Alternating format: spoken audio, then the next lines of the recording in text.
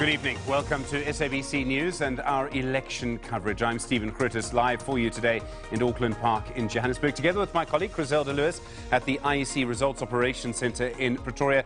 We'll be bringing you the latest election results from around the country. But first, let's take a look at your lunchtime headlines. Early results suggest the ANC will retain power in national government in South Africa. And another Transnet executive has taken to the stand at the state capture inquiry. All right, let's go live now to Pretoria and the Results Operations Centre. My colleague Griselda Lewis is standing by for you. Griselda, good afternoon to you there. What's the latest?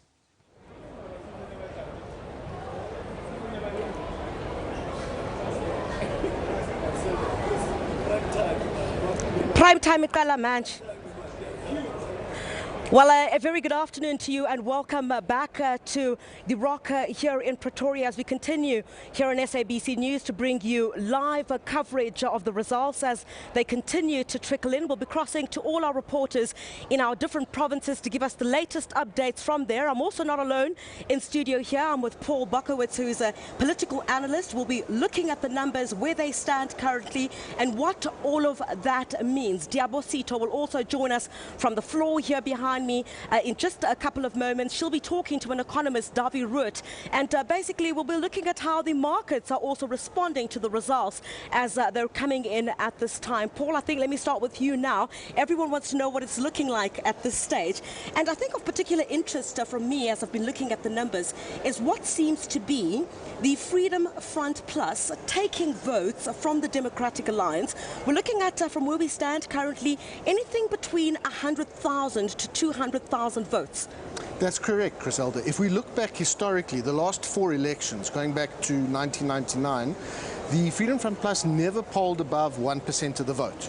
But 94, our first democratic election, they had over 3%. Now it looks like they're headed for just under 3%. So effectively potentially tripling the percentage of the national vote they're getting. And to put it in numbers, as you started with, the Freedom Front Plus has got anywhere between 150 and 180,000 votes in the last few elections. It looks like they're on track to get 300,000, even more. So what could this possibly be due to? I know that there are some issues, the internal battles within the Democratic Alliance, how that has been viewed by the electorate. We look at the issues of BEE. Could that be possibly some of the things that have influenced what we're seeing currently? I think you've put your finger on it there, Griselda. That is probably the biggest push factor from voters away from the DA towards the Freedom Front Plus. The DA's internal struggles, the factionalism that's developed as the party's gotten bigger, that might have dissuaded new voters from joining the DA. But what's taken existing voters from the DA and pushed them towards the Freedom Front Plus is probably policy changes on BEE, on affirmative action, and the party's most conservative and maybe most fluid voters, the ones who sometimes vote Freedom Front Plus provincially, sometimes vote Freedom Front Plus in by-elections, have now voted with their feet. We saw this, but we didn't predict it to the degree that we're seeing it now, the numbers that we're seeing it now. Could this spell danger? I don't want to be too alarmist here, but could this spell danger for the DA leader, Mmusi Maimane? Look, we've seen the reports in the run-up to this election, reports of those wanting Mmusi Maimane out. This, in effect, is the first time that we're seeing the Democratic Alliance do this kind of backslide, isn't it? Could Mmusi Maimane still have his job after we look at the final tally, of course? Difficult to predict, and I'd like to hedge my bets, but I think if you ask me to bet at this point, I'd say that Mmusi Maimane's days are numbered. If the DA does backslide, as you said, if they get a smaller percentage of the vote than they did in the previous election in 2014, this would be a precedent. They've grown in every election since 1994. And going by the numbers, as you've been saying, it looks like the DA's lost more to the Freedom Front Plus than they would have gained from other parties or from new voters. He would obviously be under tremendous pressure at this point. So, the DA, for example, if we look at the inroads that I guess it had wanted to make amongst the black voters, that doesn't seem to have happened from where we're sitting at this particular point. No, as we said, it's preliminary. There's still 2/3 of the vote to come in, but based on the early predictions from the CSIR's model and the votes that we do have from the voting districts in traditional townships and areas where the DA wanted to grow, they haven't done well. It's been pretty lackluster. All right, I'll come back to you on that. We'll continue our discussion with Paul Bokowitz as we look at the numbers as they keep coming in. Let's go to Ayanda Mhlongo now, who is in KwaZulu-Natal. Ayanda, what is the latest there now?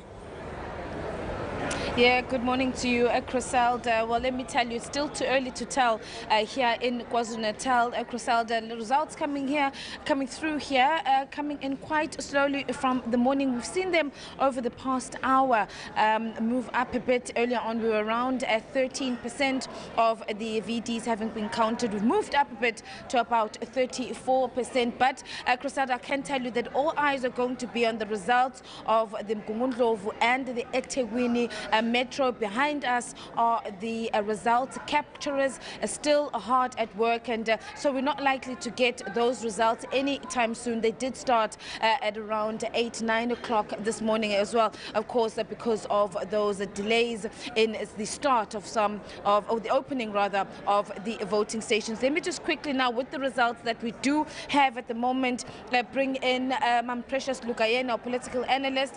Mam Precious, let's quickly look at the results. Of course, we're still far away from seeing a picture of what it's likely to look at in the province, but the numbers that we're seeing so far, the IFP at 19% and the DA, which was the official opposition in KwaZulu-Natal, coming in at third.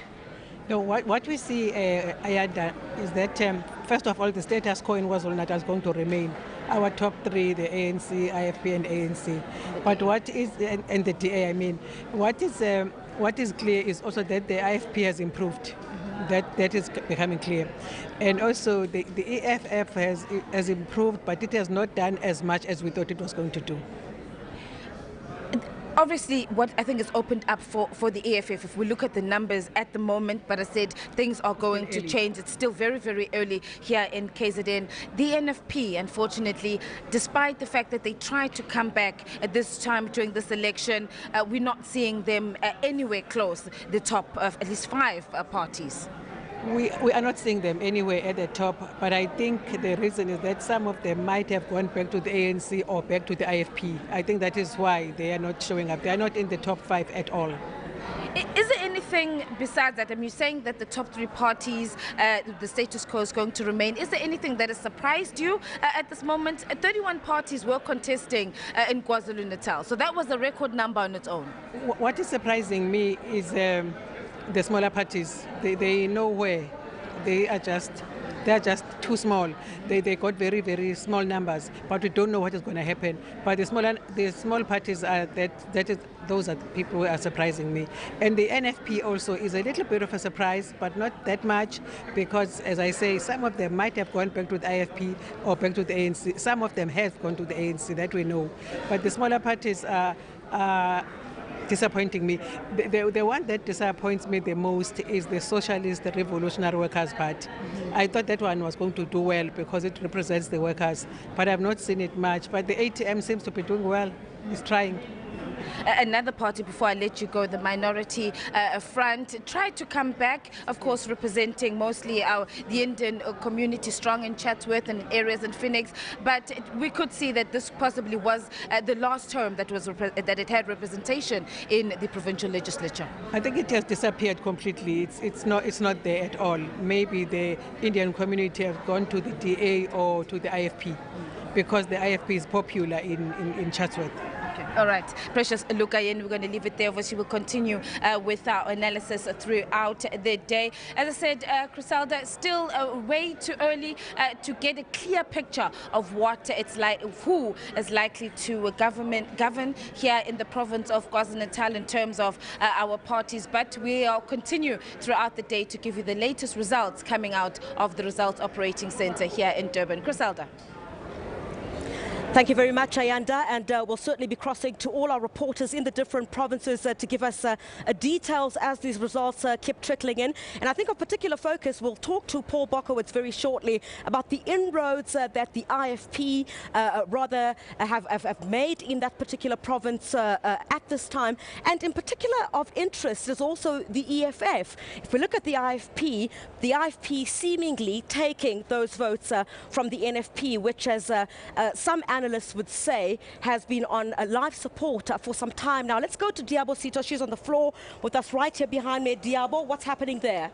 Hi, Griselda. Well, it's certainly getting very exciting indeed. You see that the political parties have graced the floor. It's very, very busy indeed. And I'm seeing that the leaderboard is looking very, very interesting with votes coming in and with the counting getting underway. Of course, we have mentioned that we see that the ANC is leading there with around 2.8 million votes, followed closely by the DA. And of course, after that, the EFF, and a surprising contender, of course, the Freedom Front, doing surprisingly very, very well indeed. Griselda, I have asked that we speak to some of the smaller parties, the ADEC, to find out how they're feeling. I see, according to the board, they are on 2,207 votes as we speak right now. And I've asked the representative of ADEC to speak to us and just to find out how they are doing. Thank you, sir, for making time to speak to us. 2,207 votes. Is this what you were expecting? Are you expecting to do better by the end of completion of vote counting? Absolutely. Our stronghold is in the Free State, and the votes haven't been fully audited yet. So we do expect well over 10,000 to be coming in alone from the Free State. So we are optimistic. Whether or not we get a seat, it's not really an issue for us. We're in it for the long haul. We believe in our vision and our mission and our manifesto, and we intend to see the populace in 2021 again as well. So we thank the South Africans that came out and did give us their votes, and it's not going to be wasted. We will continue fighting for them outside of government if we don't get in, and if we get in, we'll continue fighting for them inside government as well. We had at least more than 40 parties being represented, 48 to be precise, represented, and of course it's not surprising that maybe some of our viewers may not even know what some of the parties such as ADEC stands for. A brief synopsis of what your party stands for.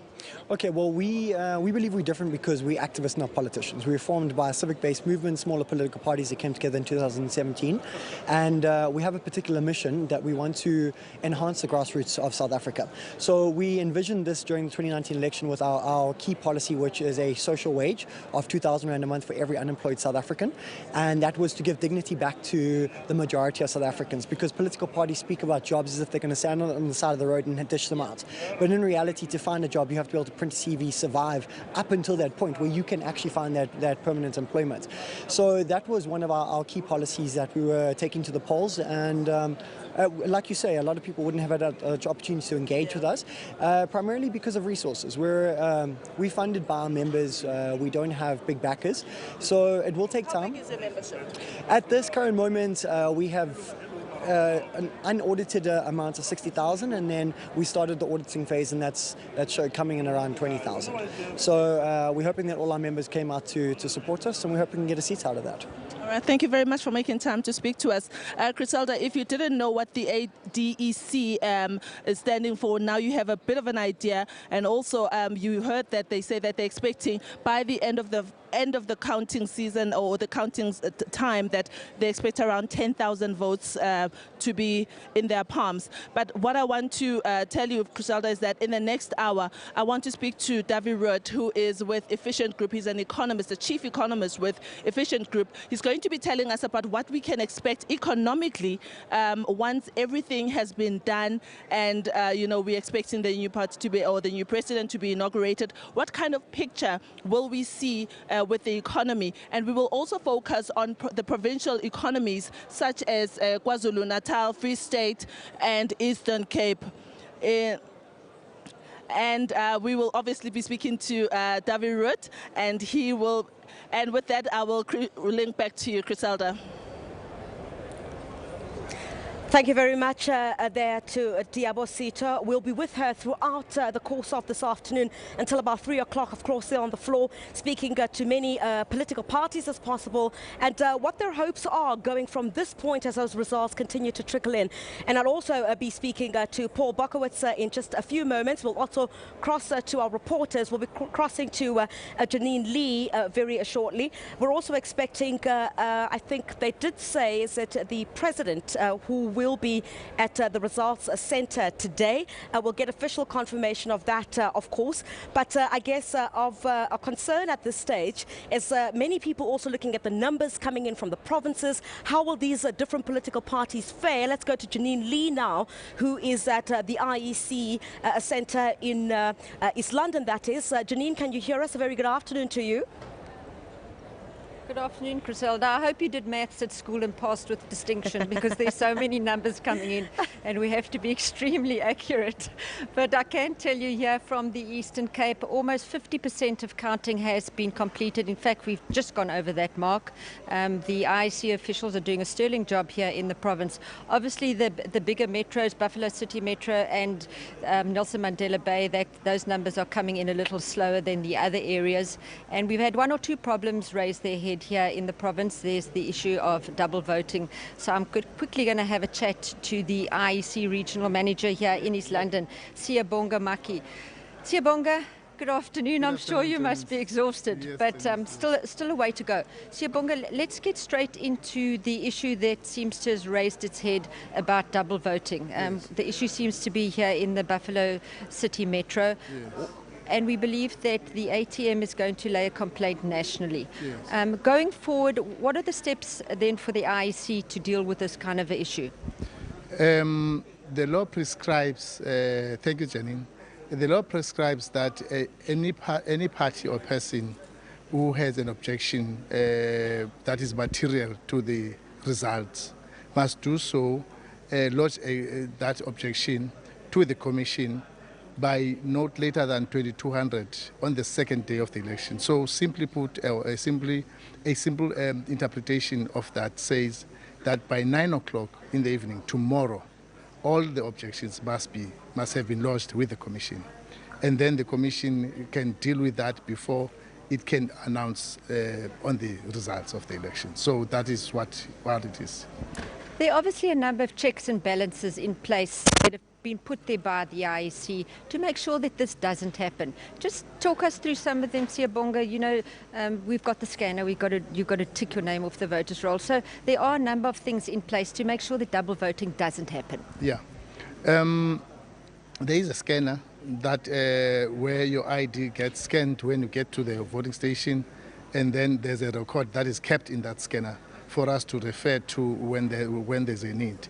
And there is a voter's roll in the voting station where your name gets scratched off after you have voted. But remember, this is national and provincial elections where people are allowed through Section 24A to vote anywhere as long as they are registered as voters. But before you can be given a ballot where you are not on the voter's roll of that voting station, there is a form, VC4, that you must fill in to record your details, and then you'll be allowed a ballot. So that form takes the place, you would say, of a voter's roll where your name would have been picked, so would have been scratched. And it remains at the voting station for our records, Janine. How happy are you generally with how your officials provincially have conducted the voting, the counting process to date? The counting has finished.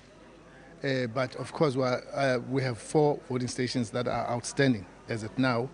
It is 1 in Buffalo City. Siyabonga, can I just ask you to, just for our viewers, to the difference between counting finished and captured? All right, okay. There is counting that takes place immediately after voting.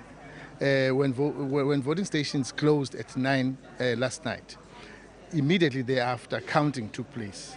And then what we're busy with now is capturing, which takes place at the IEC office, capturing sites, where you were referring to about to a 50% mark that we have passed already. But I'm saying that there are only 4 voting stations in the province that are still busy with counting. Is it too early to say when you expect everything to be in for the Eastern Cape? We normally give ourselves a target, just for our, just to motivate ourselves, saying that notwithstanding anything, any challenge, we would be finished by such and such a time. We usually put 12, which is now, and we are nowhere near being finished now. Then I think, but by the end of the day today, we should be finished with capturing. Okay, we're going to forgive you for playing it safe. Yes. Okay, all right. Thank you for talking to us. Okay, so hopefully by the end of today, we should have most of the results in. Let's hope it's like that. I'm going to have a chat now to our resident analyst, Professor Jolene Steenkort. Jolene, hello again. Hi. Let's just talk about the issue that's come to the fore about double voting. What sort of impact does this have on outcomes and the elections per se in general? Look, I think at this point in time where we are at, if no formal complaint has actually been lodged, it's pure speculation and rumour. I think, given the sensitivities around these issues, if there is evidence, if you know of specific incidences where there have been double voting, then it is best to start reporting that to the IEC so that the appropriate steps can be taken. Rumours such as these tend to undermine the integrity of the elections. Yes, we know there is a loophole now. The IEC is aware of it. And I'm sure by the time the local government elections roll around, they would have sealed that loophole to make sure that there's no, how can one say, roundabout way to either double vote or cast more than one vote. Does it say anything that it's the ATM that is going to lay their complaint nationally, and other parties perhaps haven't joined suit?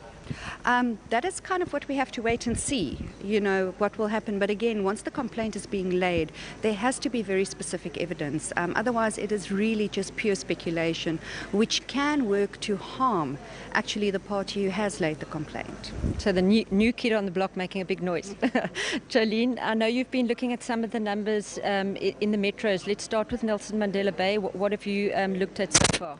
Yeah, I thought it might be interesting just to see what is going on in the 2 bigger metros, considering, this is NUMSA country. We have a strong car manufacturing industry here as well.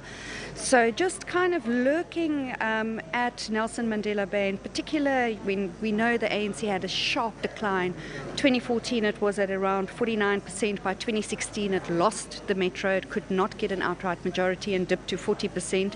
And at the point of around 42% or 43% of the vote counted in Nelson Mandela Bay, the ANC was sitting at 46.54% and the DA at 38.77%, compared to their 40.16% in 2014.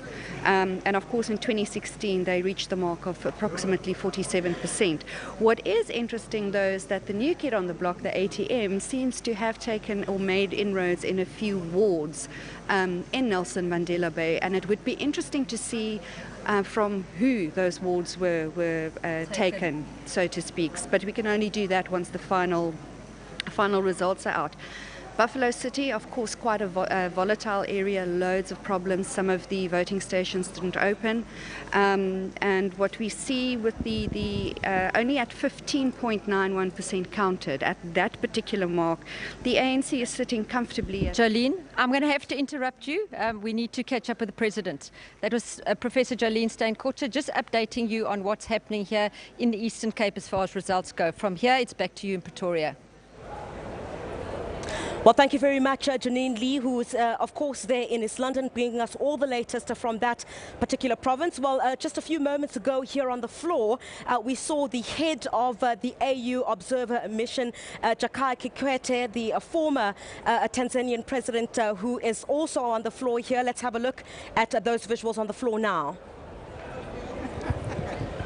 Here, mainly the public broadcaster. Okay. It sits over here, but generally the entire media, independent, SABC. they sit over here just to relax and to write. And as we walk around over here, still we continue. You see that we've got a huge media contingent. They sit over here, they write, they do everything. So business, record, there they are. That is here. We're going to walk this way, Your Excellency. Okay. Okay. This is, of course, one of the things that makes the elections go round, of course, is eating. So this is the dining room. Okay. That is where we behind this. Behind that. Here, Your Excellency, I think if you can please just allow Your Excellency just to see, to have a view, I'd be grateful. Thank you very much.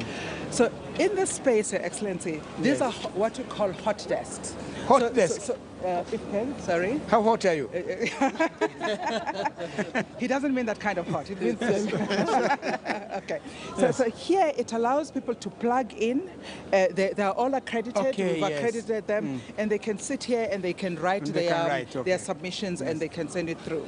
Telkom is our main sponsor. Yes. Great supporter for us. It is the main sponsor of the elections.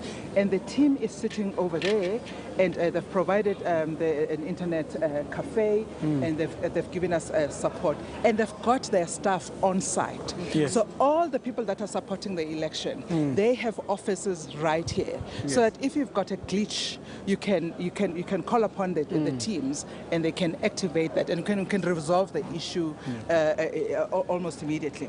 But here, one of the most important things that I think is important in the elections is to give journalists as much access to raw data as possible. And that is why we make sure that they have that, they're available over here, they can walk around, they can talk to us, and they can ambush us a lot of the time, and that they do that too.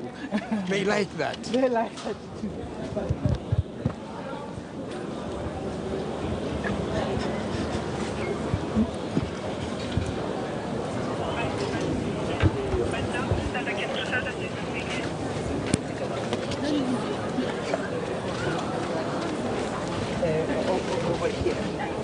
So if you look this side, on the floor now, the former Tanzanian President Jakaya Kikwete, who is the head of the AU Observer Mission. In this particular election, they're being given an orientation session by the IEC there on exactly how the process works here at the Results Operations Center in Pretoria. He's been taken just past some of the cubicles that have been set aside for the hundreds of news media that are here to broadcast this election and the results as they continue to come in. You see other members of the Observer Mission are just behind him there as the IEC continues to take him through exactly how the process will unfold now as the results continue to come in. It is over there, and so if I'm sure that you will not ever have the time to walk through the exhibition because of who you are, but that is over there. It's a great information. It tells you how we started, the things that we have, how we've grown in pictorially, and it shows it like that. And if we go through this way, that's right. They're still being given an orientation session by IEC officials. The former Tanzanian President Jakaya Kikwete, who is being given a session there by IEC officials on how the process works here. Him surrounded by other members of the AU Observer Mission. Of course, you'd recall that Jakaya Kikwete was the fourth president of Tanzania in office from 2005 to 2015. Of course, prior to his election, he was the Minister of Foreign Affairs from about 1995 to 2005 under his predecessor, Benjamin Mkapa.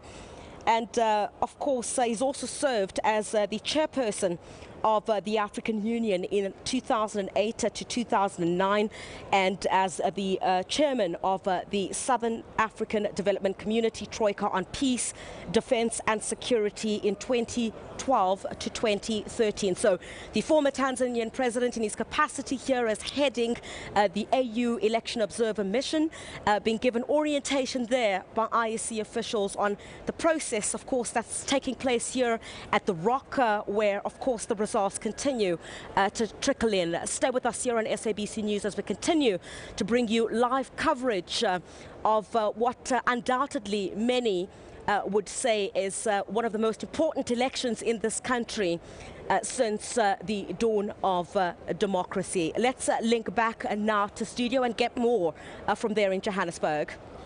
Griselda, thank you very much indeed. Well, let's have a look at the provinces now. This is the screen behind me. This is sabcnews.com. You click on Elections 2019. You can go and do this at home or on your cell phone, wherever you are, not while you're driving, please. And you'll actually be able to go into all of the details and see what is there. You can actually go pretty much down to your own voting district. So if you suspect that your spouse lied to you about who they voted for, you could probably come pretty close to working it out yourself. Now, the figure that you're probably the most interested in is Gauteng. So let's just click on Gauteng. It's very small, and I hope my big fingers don't quite get it in the way. There we are. There's Gauteng, and what you can see, for example, is the ANC in the lead, 53% of the vote there. The Democratic Alliance, 24.77%, and the EFF, just under 13%. What's really interesting about this result is that it also depends on what percentage of the vote has been counted. Now, IEC officials have been at pains to explain whenever we've asked them that the big urban areas often come in last, and this is because it's the volume of votes, the sheer number of votes that they have to count in, say,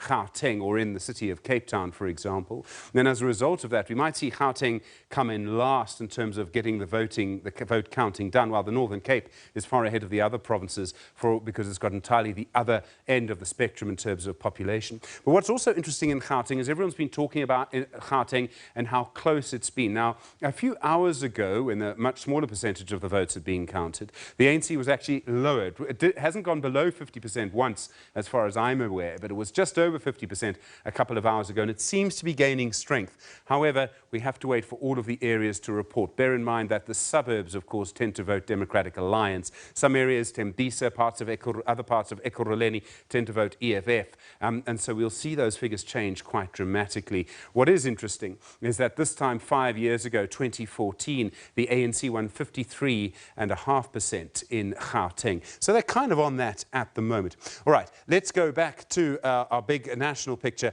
and let's go to Mpumalanga. Now, I'll tell you why Mpumalanga is quite so interesting. And this is because in Mpumalanga, you've had a situation where the ANC, and of course, it has hanged on me, but we'll come back to it. But Mpumalanga is interesting because at the moment, the ANC is on about 67% of the vote, heading up towards 70%. Just 10 years ago, and in Mpumalanga, the ANC would win 85% of the vote. And that's what's so interesting there. And you can see there the Mpumalanga legislature rather than the percentage of votes. And so what you actually have is a situation where the ANC is still very much in the lead at the moment. And so what you're seeing there is in Mpumalanga exactly what you would expect. I must tell you that some of the results in the other provinces as well are kind of in line with expectations. So if, for example, we move from Mpumalanga and we move to Northwest, and what's interesting in Northwest, for example, is that in Northwest Province we've seen various results and various protests, and that's led to a long conversation about whether or not the ANC will lose significant support in Northwest. There's no evidence of that there at the moment, that the ANC has lost significant support. So it does look, from what we can see in Northwest at the moment, that the ANC is still very much on track to retain it. I know some of the political analysts we've spoken to over the years have suggested that what you're seeing in the Northwest is a failure of the opposition parties to really capitalize. And if you look at that figure, for example, the EFF be the main opposition in Northwest, but they're still very much unable to actually force the Democratic Alliance, with the Democratic Alliance, able to force the DA and the EFF together, and unable to force the ANC out of power there. So that's the situation in Northwest. Let's just stay in the north of the country and go to Limpopo quickly. And of course, for many people, they'll say that that is the sort of birthplace of Julius Malema, particularly Seshego, that's the township in which he was born in Polokwane. And you can see there the ANC very much in the lead. The EFF is still on 12%. I would expect that some of the urban areas around Seshego, when they come and report, I don't know if they've reported yet, but we could see that EFF figure start to go up. And you remember the site of President Cyril Ramaphosa actually campaigning in Seshego, making the political point that he can go to that place, even though that's where Julius Malema is from. So the Limpopo legislature probably also coming up in what you would call sort of within expectations. All right, let's get back onto the N1, go south. We've been through Gauteng already, and let's head now to the Free State. And in the Free State, you'll see again pretty much in line with expectations. One of the questions that we should ask ourselves when we look at the EFF is how the EFF is very strong in places like Limpopo, Northwestern and Mpumalanga to an extent. But as soon as you get out of Gauteng, so in Gauteng it's quite strong, but as soon as you get out of Gauteng, you start to see the EFF figures coming quite down. And often one of the ways you see it is that the DA becomes the official opposition. And that's what we see in the Free State. So if you head down to Mangaung, to Bloemfontein, you go through Parys, where Ace Makashule is from, and you see the ANC still very, very much in the lead there. Interesting figure from the Freedom Front Plus in the Free State as well. And of course, the Freedom Front Plus, for the moment, one of the stories of the election.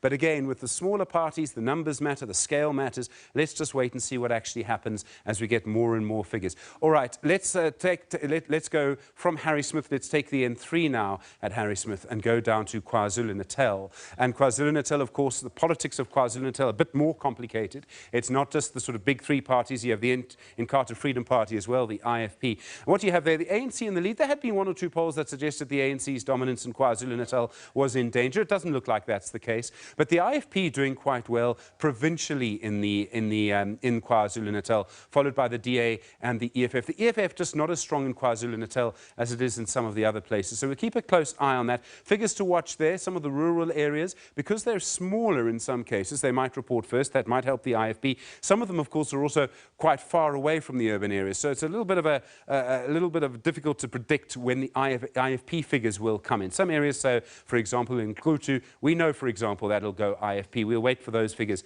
to come through.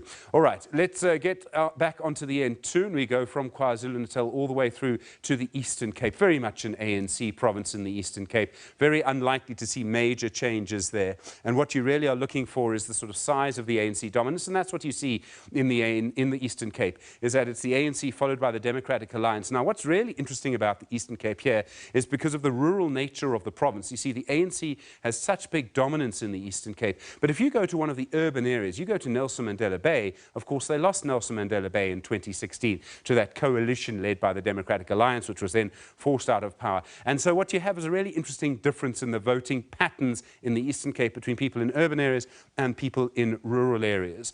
All right, what's left? Let's go to the Northern Cape now. We'll end with the Western Cape, but let's go to the Northern Cape. Again, the smallest province by population, the quickest to report. In other words, we're likely to get a much more accurate picture earlier in the Eastern Cape. And we're seeing the usual pattern that we see in most of the provinces. The ANC, the Democratic Alliance, and then the EFF. Notice, though, that the Democratic Alliance is far stronger in the Northern Cape and that the ANC support is lower. It's not in danger of losing the province, but it's in the 50% there, in the 50 percentage point mark for the moment. And that's partly because of the dynamics of that situation. All right, finally to the Western Cape. And there's been a lot of talk about whether or not the Western Cape is in danger in terms of the Democratic Alliance actually losing the Western Cape. For the moment, it doesn't appear that that is the case. The figures that I have show that the Democratic Alliance really on around 56% in the Western Cape. The ANC, and there have been various issues around the ANC in the Western Cape. If you remember the infighting in the ANC in the Eastern Cape, we've had various problems there for quite some time. Ibrahim Rasool was brought in to try and fix some of those problems. It doesn't appear that he's actually been able to do that. So that's the situation around the provinces at the moment. And of course, we are going to now just sort of move the conversation on and look at one of the other aspects of this. And we'll talk now about the economy and how important these elections are for the economy. That's the situation in the provinces. Joining me now to discuss the impact of all of this on business and on the economy is Dr. Azar Jamin from Econometrics. Dr. Jamin, thanks so much for coming in this lunchtime. Good afternoon. Good afternoon to you, Stephen. So far, the results seem to be in line with expectations. I presume that's good for business. Broadly speaking, it is in line with expectations. No huge surprises. So there are some minor surprises. From the point of view of continuity and stability, yes, that is positive for business. But it also can be interpreted as implying a continuation of the kind of status quo that has contributed towards a very low growth rate in recent years. In other words, yes, the ANC may still remain strongly in power, but there's no major force that is going to necessarily drive it to really get to grips with fighting corruption and state capture, which has contributed towards the decline in the economy, and to make the structural changes that are necessary. And then on the other side, it appears as if the predicted potential increase in support for the EFF is maybe not as great as we thought it would be. and that means less pressure on the ANC after the elections to move towards the left and to introduce land expropriation without compensation in a reckless manner and to nationalize the Reserve Bank. So it's a bit of both, and I think that on a net basis we don't see a major change. I mean, what's interesting about that is through the campaign, radical voices, I use the word radical, I mean, it's a contested term, but let me just use it for the sake of argument for the moment. They gained a lot of attention there. In some ways, they dominated the campaign. We're seeing that voters actually aren't with the volume. They're actually, they're actually more to the centre than was perhaps thought. Yes, and to the extent that they're more to the centre, that will placate quite a lot of investors. But there's nothing to get terribly excited about to encourage a surge in investment afterwards either. We have indeed found that some of the new left-wing parties like the Black First, Land First and the Socialist Workers' Party haven't gained any ground. And to that extent it's positive, but we haven't either seen anything to get too excited about. There's been a lot of talk before this election about this magical figure for the ANC, talks about what that would do for President Cyril Ramaphosa, the idea, I suppose, being that the better a mandate for the ANC, the better it would be for him and chances of reforming the economy. Again, heavily contested, heavily criticised by some people. Is that idea of a magical figure still there? Do investors still believe that? I'm not convinced at all that there is a magical figure that will allow President Ramaphosa to impose his ideas more forcefully than that has been the case previously. I think there's still going to be a lot of skepticism as to how much he's going to have to pander to the factional side of the ANC that appears to be pushing back on some of those reforms. I think we're going to have to wait and see, and the key event here is going to be the appointment, in the short term, is going to be the appointment of the new cabinet. Firstly, is he going to reduce the size of the cabinet to show a commitment towards reducing government spending? Secondly, is he going to exclude a lot of those characters who've been associated with state capture? I suppose all of this goes in different ways. I mean, cabinet is possibly the most important signal that he could send after this election. I think cabinet will be the most important short-term signal. From a longer-term point of view, we're going to have to see to what extent does he follow that up with bringing to book people who have been convicted of state capture, and secondly, whether all this investment that he has promised actually starts materializing. Thus far, it's just been talk. We haven't seen practical evidence in a big way, in a meaningful way that can turn around the declining trend of the South African economy. So we have to wait to see. And I don't think there's going to be clarity in that regard for at least another year. Normally, I would imagine an investor sitting in New York, Beijing, London doesn't care too much about a South African provincial election, but in this case, Gauteng, if the ANC were to lose it, at the moment on the current trends, it doesn't look like it, but if they were, would that be something investors would consider because it would be seen to be weakening President Ramaphosa? Only up to a point, I think it would be considered to be an impediment to structural reform. But on the other hand, you know, it can also be interpreted positively as the fact that there is a section of the population that is absolutely fed up with state capture, and that you know, it may compel the ANC to take some of these opposition views a little more seriously. In the end, South Africa's real problem, of course, is lack of growth. 56% youth unemployment. An election obviously doesn't lead to growth, but it can lead to a change in sentiment. Without a doubt, the election can lead to a change in sentiment, but this is where I don't think that we're seeing enough of a change to send a message that will necessarily change sentiment significantly for the better. The positive news is that it's not going to worsen sentiment. Will it result in a huge improvement in sentiment? I have my doubts.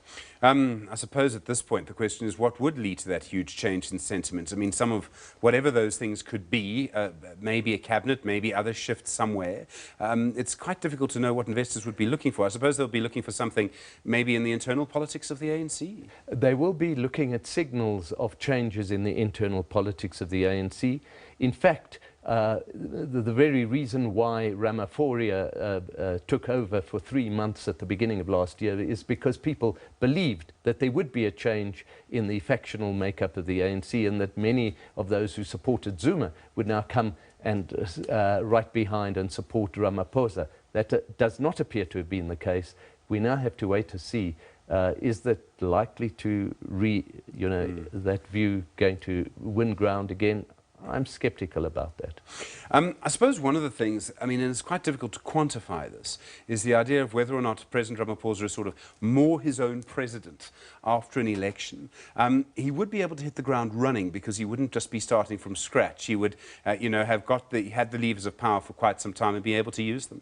I think definitely the optimists will say that he will start almost immediately impacting on the environment. Firstly, through the kind of cabinet that he selects. Secondly, by pushing on the fight against corruption more readily. But we are not going to be able to be convinced about it for a good few months, I think. Dr. Azar Jammine, thank you very much indeed for coming in. I really do appreciate it. Dr. Azar Jammine, Chief Economist at Econometrics, with us now. All right, plenty to come, a lot more coverage coming through. Stay with our Results Day coverage, and of course we'll bring you the latest as it develops. We'll bring you all the political parties through the day as well.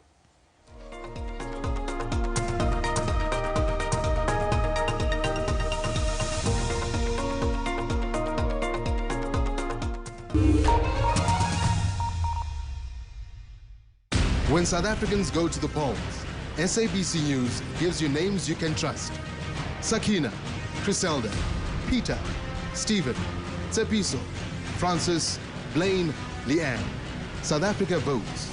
Live coverage starts Wednesday at 6 a.m. on SABC News.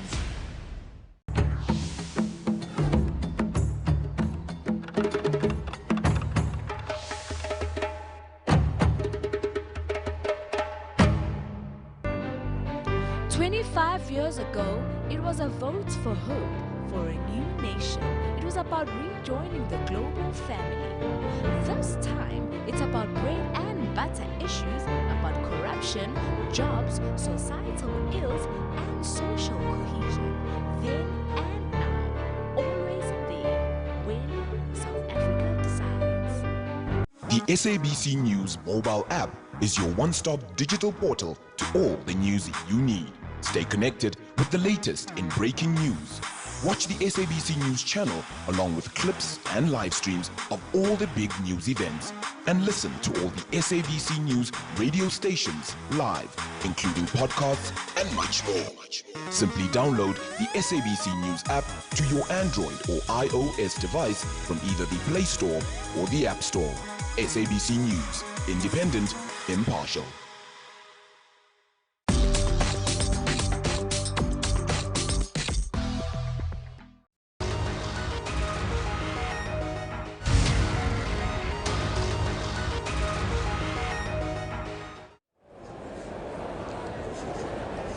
As we continue our rolling coverage here from the Rock in Pretoria, as those results kept trickling in, the floor quite busy now. We've seen quite a number of representatives from political parties who've made their way here to Pretoria. Of course, the results are coming in.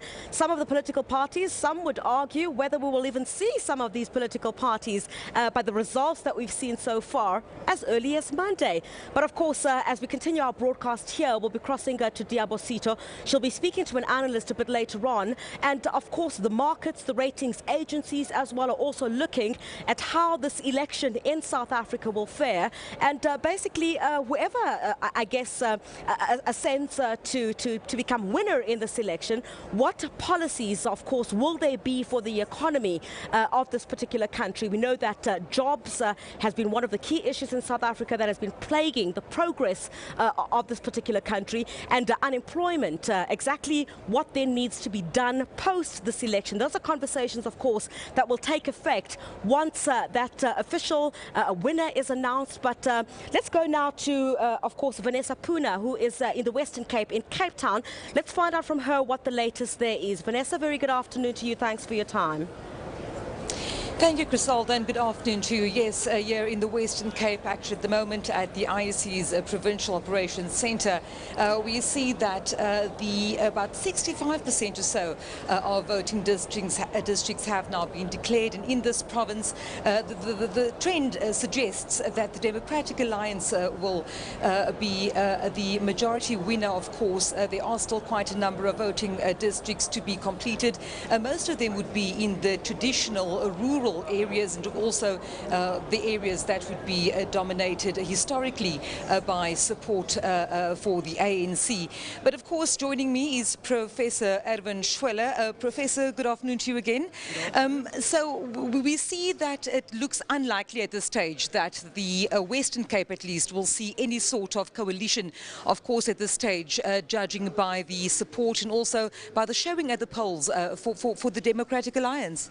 Yes, that's good for them. They have made actually good, well, now they're doing well. And they are also pleased about it. I have spoken to a number of the political party leaders also on the floor here, and it seems as if it is a given thing that the DA will win this election without the necessity to form a coalition. It also means that the ANC and an EFF coalition is not imminent, and therefore we can also perhaps just refer to the smaller parties. The smaller parties that do come in is the EFF at about 3%. Good is not doing that well, they're at about 3% as well, and then also the Freedom Front. I think there's an interesting correlation here whereby if you are a very small party without a national profile, then probably you have very little chance of moving into, let's say, figures above 1 up to 4. So at this interesting observation. So at this stage, it would appear that the older, the more established political parties are the ones garnering the majority of the votes. For example, we know that the ANC still has quite a number of support in the voting districts that haven't yet been declared. You said earlier on that this is interesting. I mean, politics in the Western Cape has always been somewhat different to the rest of the country. One can look at that and say that's true, and that might be declared or explained by the fact that the province is in some ways fairly mature as a democracy. Secondly, that there are a different population configuration in the Western Cape, and those two things, the fact that here people move their votes in terms of their interests, that can explain that, as well as the demography. Therefore, the ANC, I think, is under-realizing its potential because it's often seen to be speaking about non-racialism, but not perceived by the majority voters in the Western Cape to actually do that. And therefore, that perception, in some ways, always has created problems for the ANC. You've spoken to the ANC's Ibrahim Rasool a short while ago. Just very briefly, if you can tell us what his sense and feeling is at this point in time. Yeah, Mr. Rasool says that they will build from this base. I think he says that in actual fact they would like the province to give more support, well it's passed now, to the president, and in that sense they are still looking at a higher percentage in what is going to come from the province as well as in terms of the national, but I think there's an acceptance that they will not win this one and that they will have to go back to their planning situation and actually start thinking again about how do they approach this province in the next term.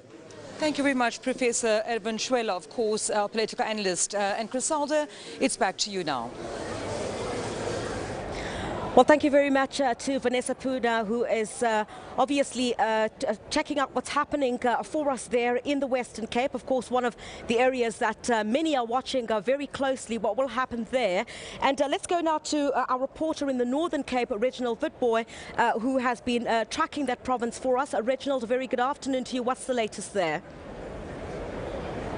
Good afternoon to you, Griselda. We are coming to you from the Peripere Centre, where the IEC's Northern Cape Results Centre is, and at this stage I can say that 84% of the voting districts within the province have been declared, with the ANC currently sitting at 56%, the DA 27%, and then also the EFF at 8%.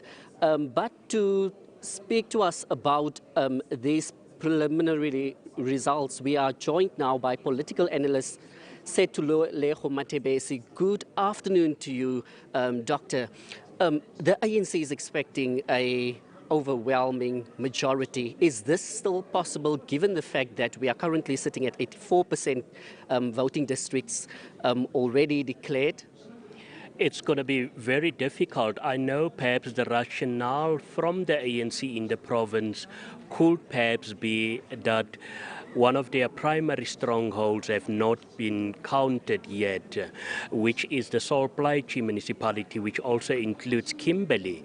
But if you already have 84% of your votes, I cannot see a situation where the African National Congress will get more than 59 or even 58% of the total votes in this province. Unlike in provinces such as Limpopo, where it has already, early indication shows that the ANC will win the province and the Eastern Cape with an overwhelming majority, but unfortunately not in this province. And then also we need to speak about the EFF that joined the political arena in 2014. The number as it stands now, it actually doubled. It's standing at 8%, and then also the DA's percentage is slightly up. What do you have to say about that? Yes, that is quite important. And I mean, if you look at the EFF campaigns, because I often say people should not try to link the way political parties are actually filling up stadiums. But what the EFF have done, and to a certain extent the Democratic Alliance, they followed up their campaigns in all these major cities by at least visiting some regions in this province. And I think that came out quite well for them, and that's why they're standing at this.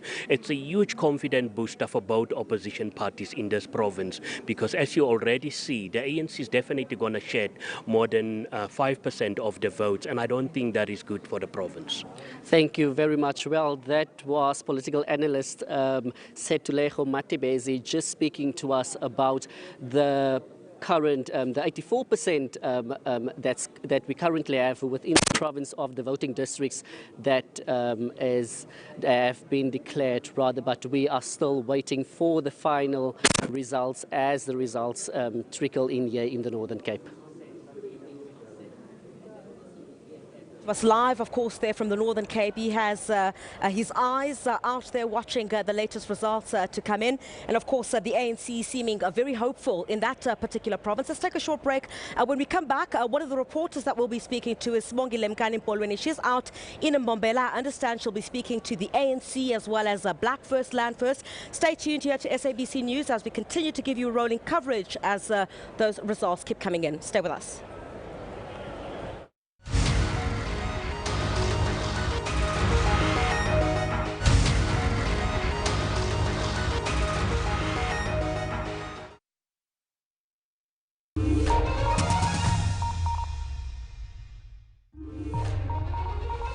SABC News is producing more than 150 election-related programs ahead of the May 8th election. If you think our content is not in line with our editorial policy, direct your complaints in writing to complaints@sabc.co.za.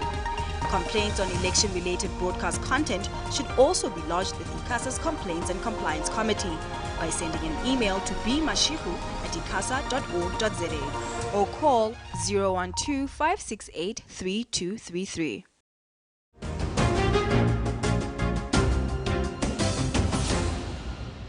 When South Africans go to the polls, SABC News gives you names you can trust. Sakina, Griselda, Peter, Stephen, Tsepiso, Francis, Blaine, Leanne. South Africa votes. Live coverage starts Wednesday at 6 a.m. on SABC News. Political parties have delivered their manifestos, and now it's time for you to make sense of it all. From campaigning to declarations. Let's speak to the people on the ground. We are sick of crime. Interesting comments coming from the ground there. SABC News delivers unrivaled, unrestrained coverage, giving you the platform to express your views. I want more job opportunities. SABC News will be live from all corners of the country. You will get expert analysis in all languages, party reactions, and the true story behind the numbers. It's all about the numbers. Across 4 TV stations, 19 radio stations, and online platforms. SA Decides 2019. SABC News, independent, impartial. The SABC News mobile app is your one-stop digital portal to all the news you need. Stay connected with the latest in breaking news. Watch the SABC News channel along with clips and live streams of all the big news events. And listen to all the SABC News radio stations live, including podcasts and much more. Simply download the SABC News app to your Android or iOS device from either the Play Store or the App Store. SABC News, independent, impartial. 25 years ago, it was a vote for hope, for a new nation. It was about rejoining the global family. This time, it's about bread and butter issues, about corruption, jobs, societal ills, and social cohesion. Then and now, always there, when South Africa decides.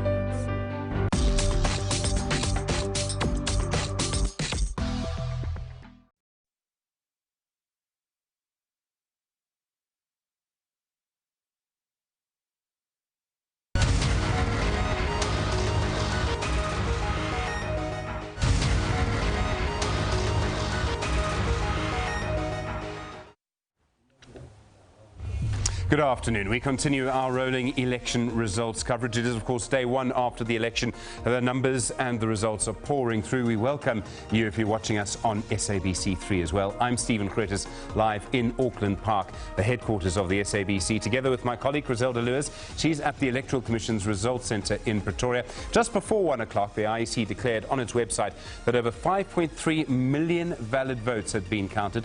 At present, the ANC in the lead nationally, a tally of 56% of the vote. The DA has garnered some 25% of the votes counted so far. The EFF in third place with 8.97% of the national vote. The picture, of course, is changing rapidly. We'll be bringing you the latest election results from around the country and around the provinces. Let's cross now to my colleague Griselda Lewis in Pretoria. Thank you very much, Stephen. And yes, we're still live here from the Results Centre in Pretoria. The floor quite busy here behind me as representatives of the different political parties, of course, would know after voting day, this is where they want to be to monitor everything that is taking place. We're also expecting President Cyril Ramaphosa, we understand, to be here at the Results Operations Centre. We're not sure exactly what time, but we'll certainly bring you all of that live once he does arrive here on SABC News. As we're crossing to all of our reporters, let's go now to Sibongile Mkani-Mpolweni, who is in Mbombela. I understand she'll be speaking to the ANC and the BLF as well. Sibongile, very good afternoon to you. Hi. Good afternoon, Griselda. Yes, we're coming to you live from the Mbombela IEC Center. We understand that from the 17 municipalities in Mpumalanga, 3 municipalities, they have finished counting. The ANC is leading in the province, followed by the DA as well as the EFF at number 3. But to talk to us about what these results, these preliminary results mean to the ANC is the NEC member, Dr. Gwen Ramukhopa. Good morning, ma'am. Good morning. Just the results, ANC is sitting at number 1. We know it's still early stages. What does this mean to you? First and foremost is to really thank all our people who came out to vote. This is their democracy to support and sustain. We also want to thank all political parties who campaigned and also worked with us to respect the electoral processes and made the job of the IEC much easier to sustain democracy. That the ANC is leading, we are greatly humbled with the confidence and the trust that our people still have in the people's movement. And as the President Cyril Ramaphosa has committed, it will not be business as usual. We will be responsive to the issues that they have raised with us, and we will make sure that we work with them to grow South Africa in many ways. Economically, of priority. Secondly, to redress the imbalances of the past, including in the issues of land redistribution. But we want to also assure the public that we will do it responsibly. And we are worried. I mean, I think it's quite a surprise. Everybody's surprised with the Freedom Front emergence and re-emergence. We just want to assure everybody that it is all our task to ensure that there is equity, equality, and there's a shared growth. Thank you, Mama. Now we talk to BLF. Sir, BLF is currently sitting at number 17. We know that they're still counting. It's only 3 municipalities out of the 17. How do you as BLF feel, and why do you think this is so? Let me first greet our viewers at home and really indicate that we are very much delighted by where we are now, taking into consideration that only 5 million votes have been counted so far. Therefore, that says 19 million votes are still to be counted. Therefore, we are going to surprise a lot of people. We are going to Parliament. One thing that has been just alluded to now here is that there's a surprise about the emergence of Freedom Front Plus. We know why. Because every white person now is aware that Black First Land First is coming to Parliament. Black First Land First is going to address the issue.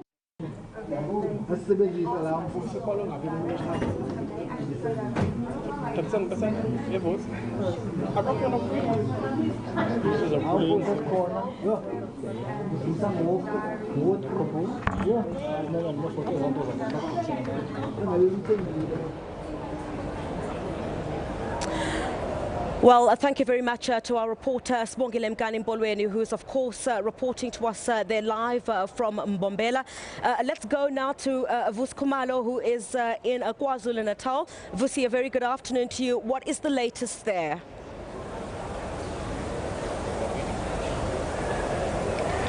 Yes, as they say, after the storm comes the calm. This place in particular, Bethany in Bergville, was a hive of activity yesterday as the election day. We saw a number of people engaging with police. They were engaging, people, the local protesters, as well as the police in running battles that ensued here in Bethany area.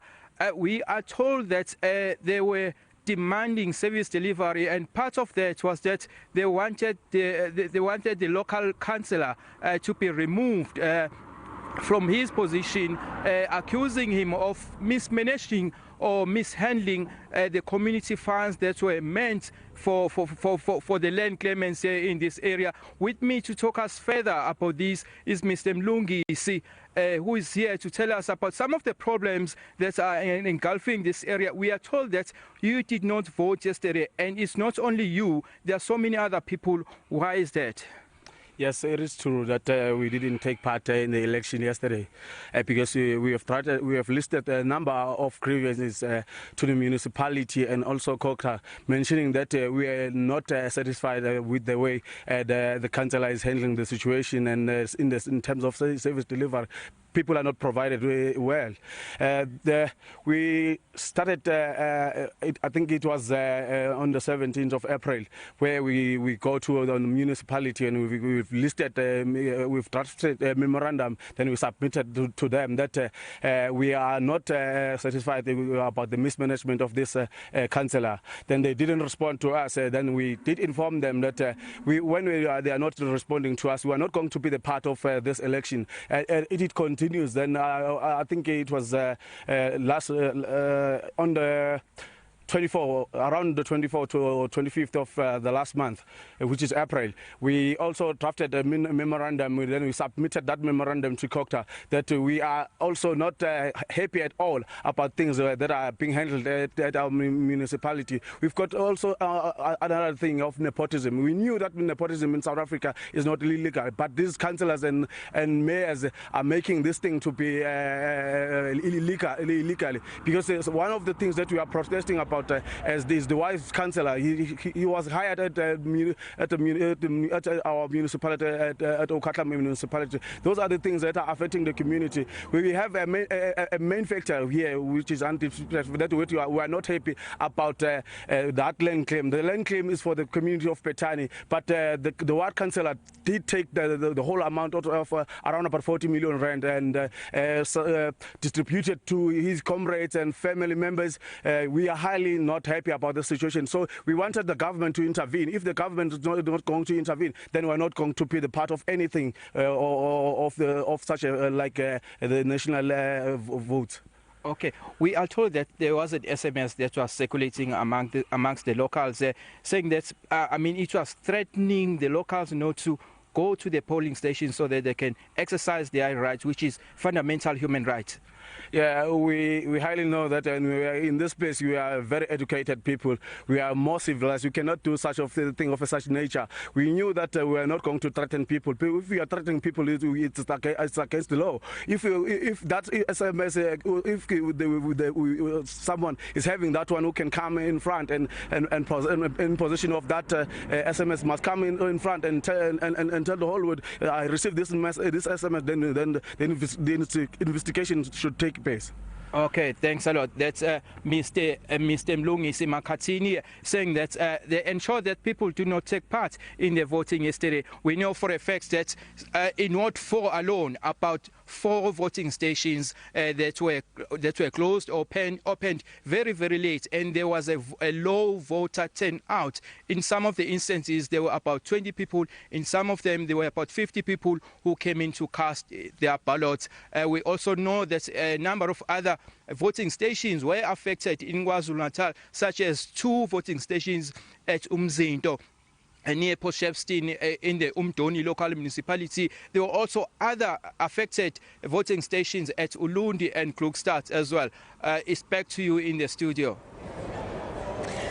Vus Khumalo joining us live there from Bergville in KwaZulu-Natal, just highlighting some of the challenges, of course, that the electorate had to go through during yesterday's election or the polls.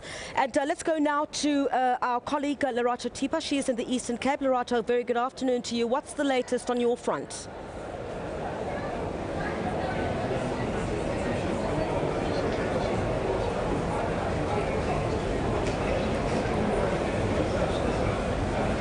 Okay, we don't seem to be able to connect with Lerato Tipa just at the moment. We'll try to connect with her a little bit later on. But of course, Diabo Sita has been on the floor with us since about 12 o'clock today. And of course, key out of this election, of course, Diabo, is the impact that this poll will have on investor confidence. I understand you're there with economist Davi Rutt.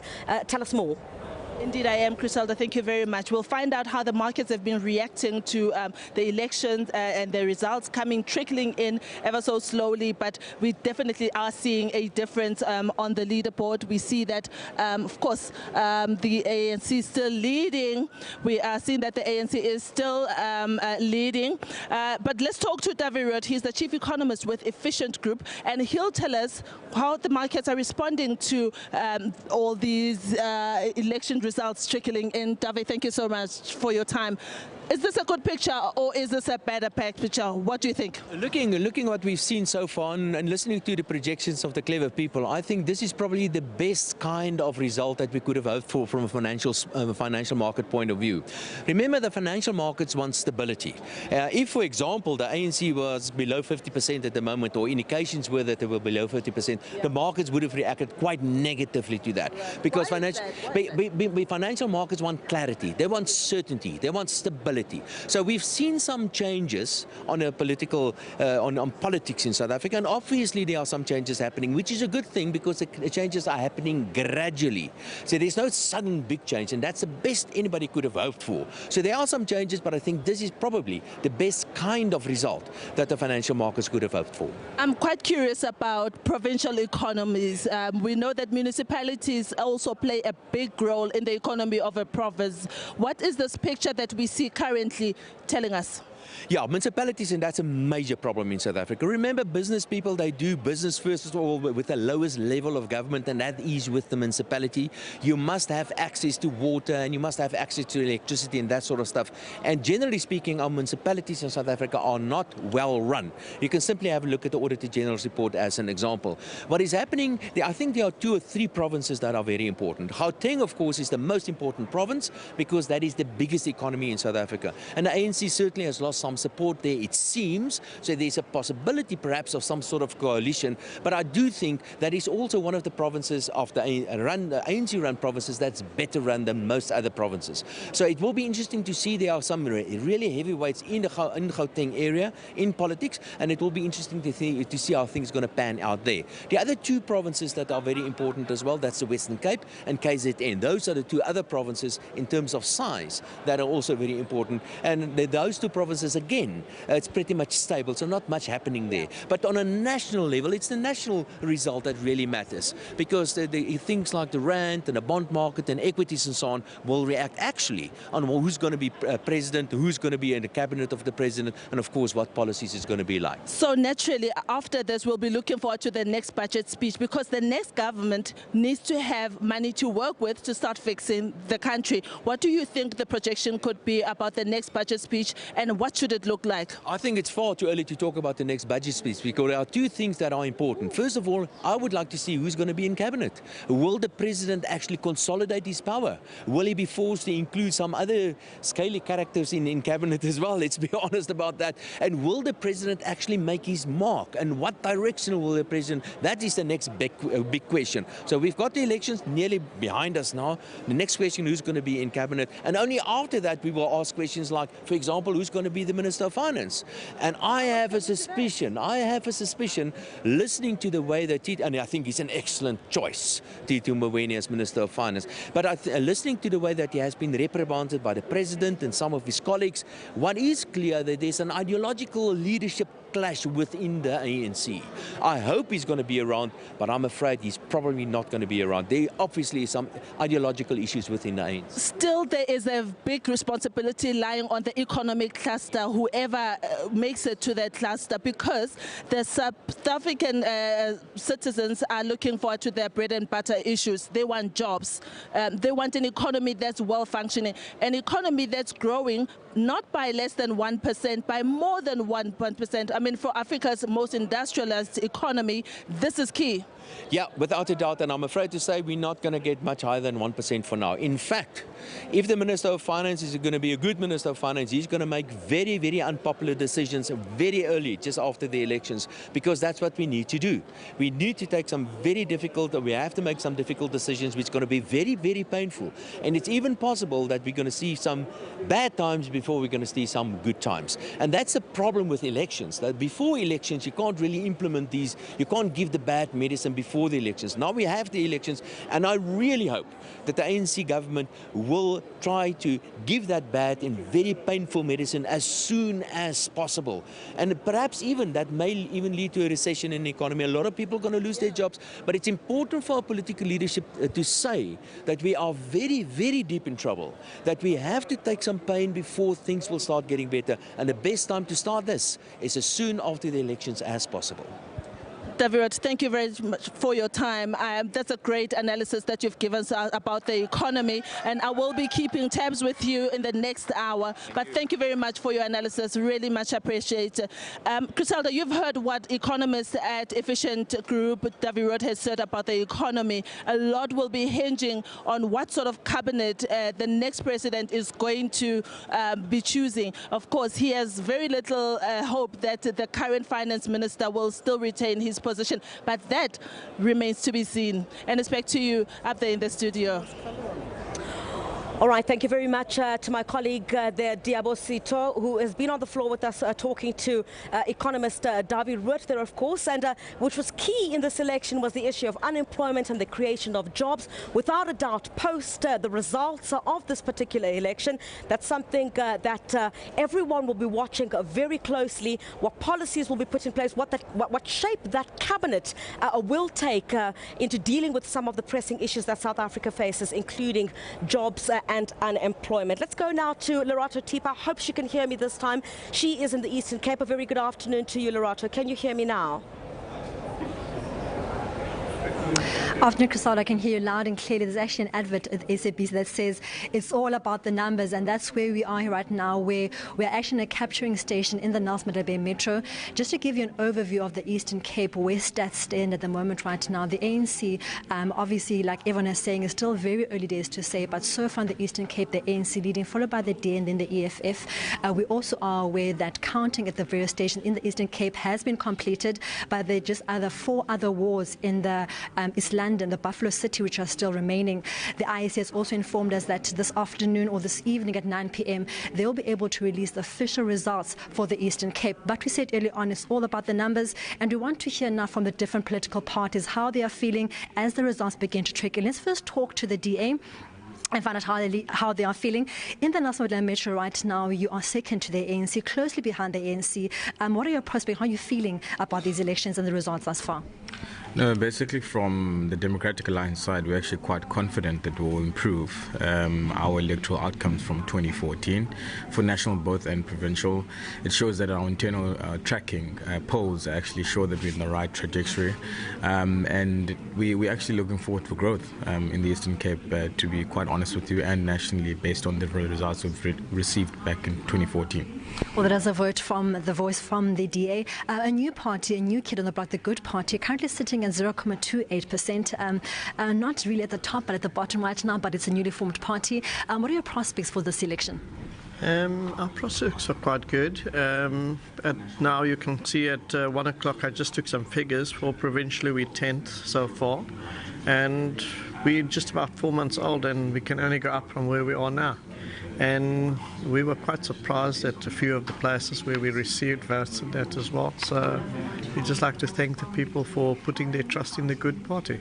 Now, you said that you're surprised on the places that you received votes. What are those some of the areas, and why were you shocked that the Good Party could receive votes in those areas?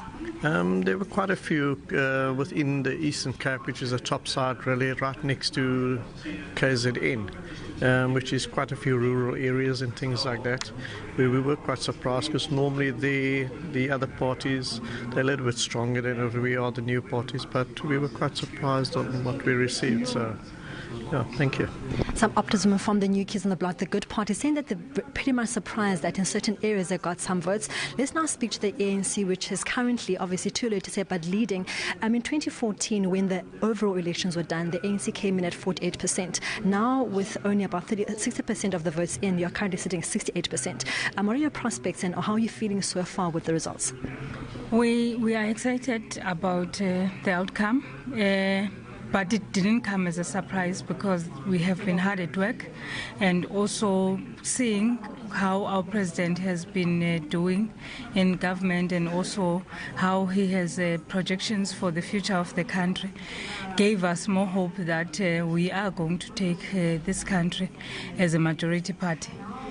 That's a voice from the ANC saying that they're not too surprised that they are leading the pack in the Eastern Cape, saying that with the new dawn, with the new president, they've set a new tone, promising for good governance and also into corruption as well. Now we have the EFF, who are said to be the kingmakers in Nelson Mandela Metro. So far in the Eastern Cape, you are third. How are you feeling about that? No, we're very excited. Eastern Cape was giving us sleepless nights, and we thank the organization for giving us support. Deputy President, National Chair was always here, so this and also the ground forces of the EFF were very excited, and we thank the people of the Eastern Cape. And how do you feel that once the elections are done, how do you think that the EFF will fare in the Eastern Cape? I know that your leader, Julius Malema, was in Mthatha. You have various rallies in the Eastern Cape as well, trying to make sure that you win this province that is so critical to any political party. Once the votes have all come in, where do you think the EFF will fare, and where does that put you then in terms of a party? No, in the Eastern Cape, generally, any percentage is appreciated, because you know how hard is the Eastern Cape, and you know also your competitors, they are very difficult, and they at times they can do things like, for instance, the latest was this useless guys of OR Tam that left the EFF. So any growth to us is appreciated, much appreciated, and we appreciate everything that the people are. At least EFF is very young, and we are still growing it patiently. Over time, it's going to be a household name. Well, that is the EFF's Vena saying that over time the EFF is going to be a household name. There are various parties here, but obviously we are pressed for time. We'll speak to them throughout the elections and find exactly how they are feeling. But just three voices, the DA, the ANC and the EFF, saying that so far they are happy for different views. But like we said earlier on, it's still very early days and things could change. So stay tuned to SABC to find exactly what's happening in the Eastern Cape regarding this year's elections. For now, it's back to you in studio. Thank you very much. Lerato Tipo is crossing to us live from Port Elizabeth in the Eastern Cape. And I think what will be interesting to look at this stage is if the EFF is three or third as the results stand currently, what does this spell for the UDM? That's certainly some of the issues that we'll put to our political analysts who will be speaking to very shortly. But let's take a short break here on SABC News. We'll have much more. We continue with our live coverage here on the channel. All the results that will be trickling in. You'll get it first here on the SABC News.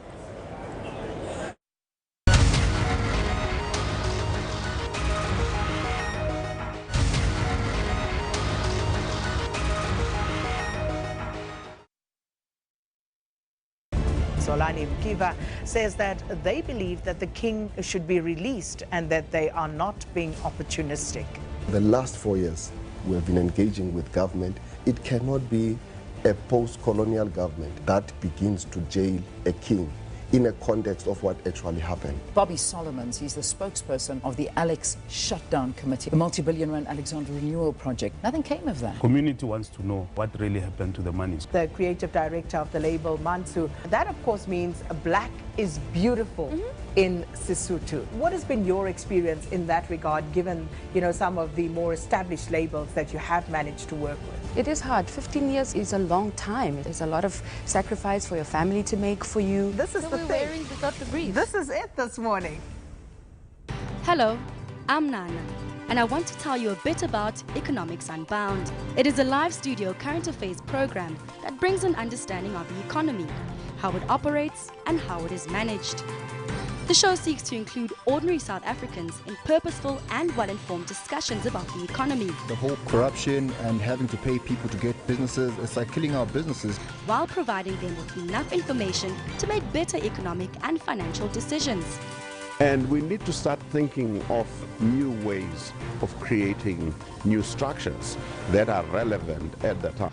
Through this program, audiences can look forward to 30 minutes of deep and tough questioning on the issues of the week. Why do you think that our economy lends itself to such collusive behavior and such concentration of monopolies in key sectors?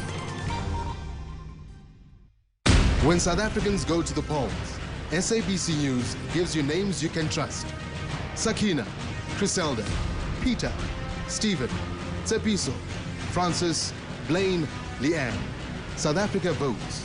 Live coverage starts Wednesday at 6 a.m. on SABC News. The SABC News mobile app is your one-stop digital portal to all the news you need. Stay connected with the latest in breaking news. Watch the SABC News channel along with clips and live streams of all the big news events. And listen to all the SABC News radio stations live, including podcasts and much more. Simply download the SABC News app to your Android or iOS device from either the Play Store or the App Store. SABC News, independent, impartial.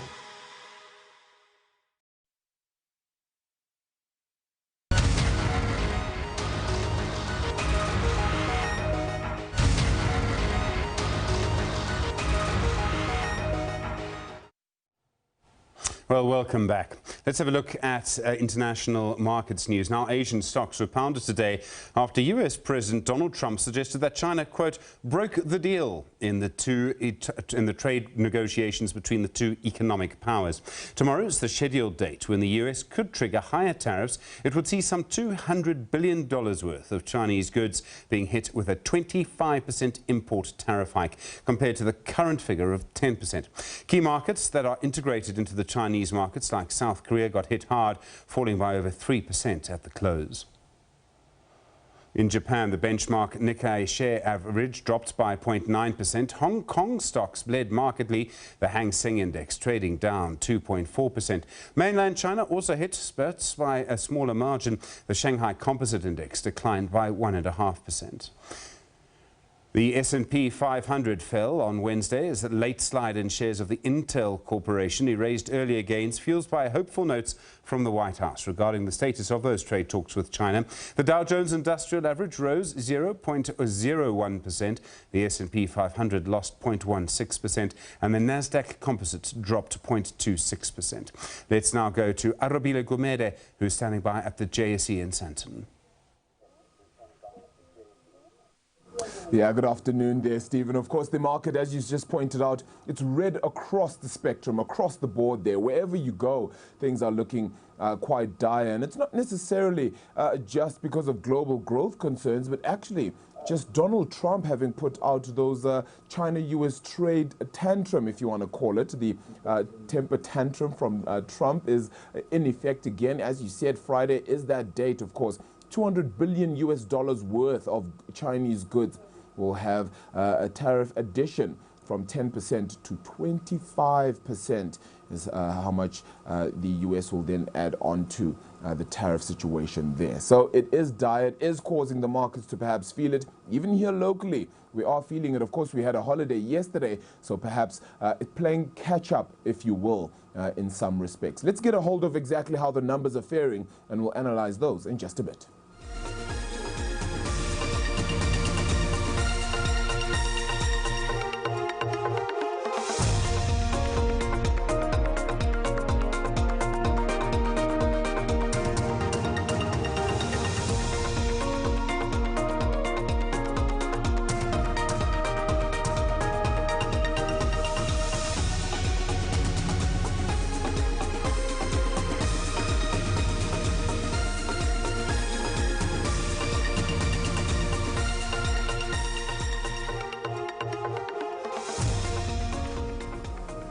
You would have noticed that the only thing in green territory there were the gold shares or the gold counters, and that's primarily because as investors fear the scenario across the globe with regards to their China-US trade talk, they're then shifting to what is safe haven investments, and a lot of that will either be government bonds or gold, which is traditionally seen as a safe haven. Let's unpack exactly what all of this means now. Viv Govender joins us.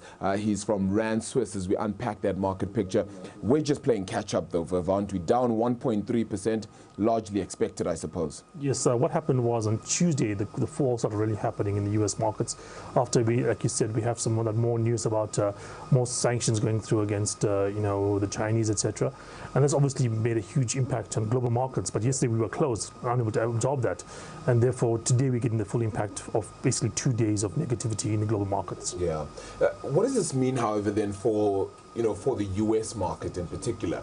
Some would say that Donald Trump is just playing a hand here to try and, coax China into making a deal very quickly. He's become tired of this whole scenario and just wants to reach an upper hand. But at the same time, it does put China, on like the defensive here and saying that they certainly have to make a move very quickly or things get rough for them. There's even a more cynical way to look at this. It was a few days ago, the New York Times released a tax results for Donald Trump over late 80s and 90s, which showed that he was probably the biggest businessman in terms of losses over that period of time in the entire US. Sure. He lost like $1 billion. And there's obviously kind of the one thing Donald Trump doesn't want people to know about is they can talk about these infidelities, they can talk about all the sneaky deals he's done. He doesn't want them to know if he's like basically a poorer guy or he's lost money. And that's one of the reasons maybe he's basically hiding his tax sheets, not to show fraud or whatever, but to maybe show, not to show people just how poor he might be. Yeah. He's not a poor person in normal terms. But in comparison he may be less rich than people anticipate just because of the amount of losses. He's not been a good businessman. He's inherited a lot of money. He's lost a lot of money as well. And so he may not be quite as wealthy as been talked about. And this might be a way to basically fight. It's not just China today, it's also Iran as well. Yeah. There's more sanctions against Iran, against the steel sector in Iran. So these are the kind of things that really play well with his base, the more right-wing base, and that might be a way to basically distract from what he thinks to be his true weakness, which is basically how much money he has. Yeah, and that scenario just keeps on getting worse, right? So the Democrats just keep on either putting out subpoenas or fighting it and going through the courts on that one. That market, though, has been in a consistent bull run, and we've always noted that it's been in a 10-year bull run, plus minus. Is he, however, showing the fragility of that market, or is this just a case of it's just a one-time thing, and if they sort out these trade issues, for example, things sort of get back to normal? There's a famous phrase in trading. It says, if the Fed is doing something that's not working, then basically it's time to basically follow the Fed, because the Fed always rules.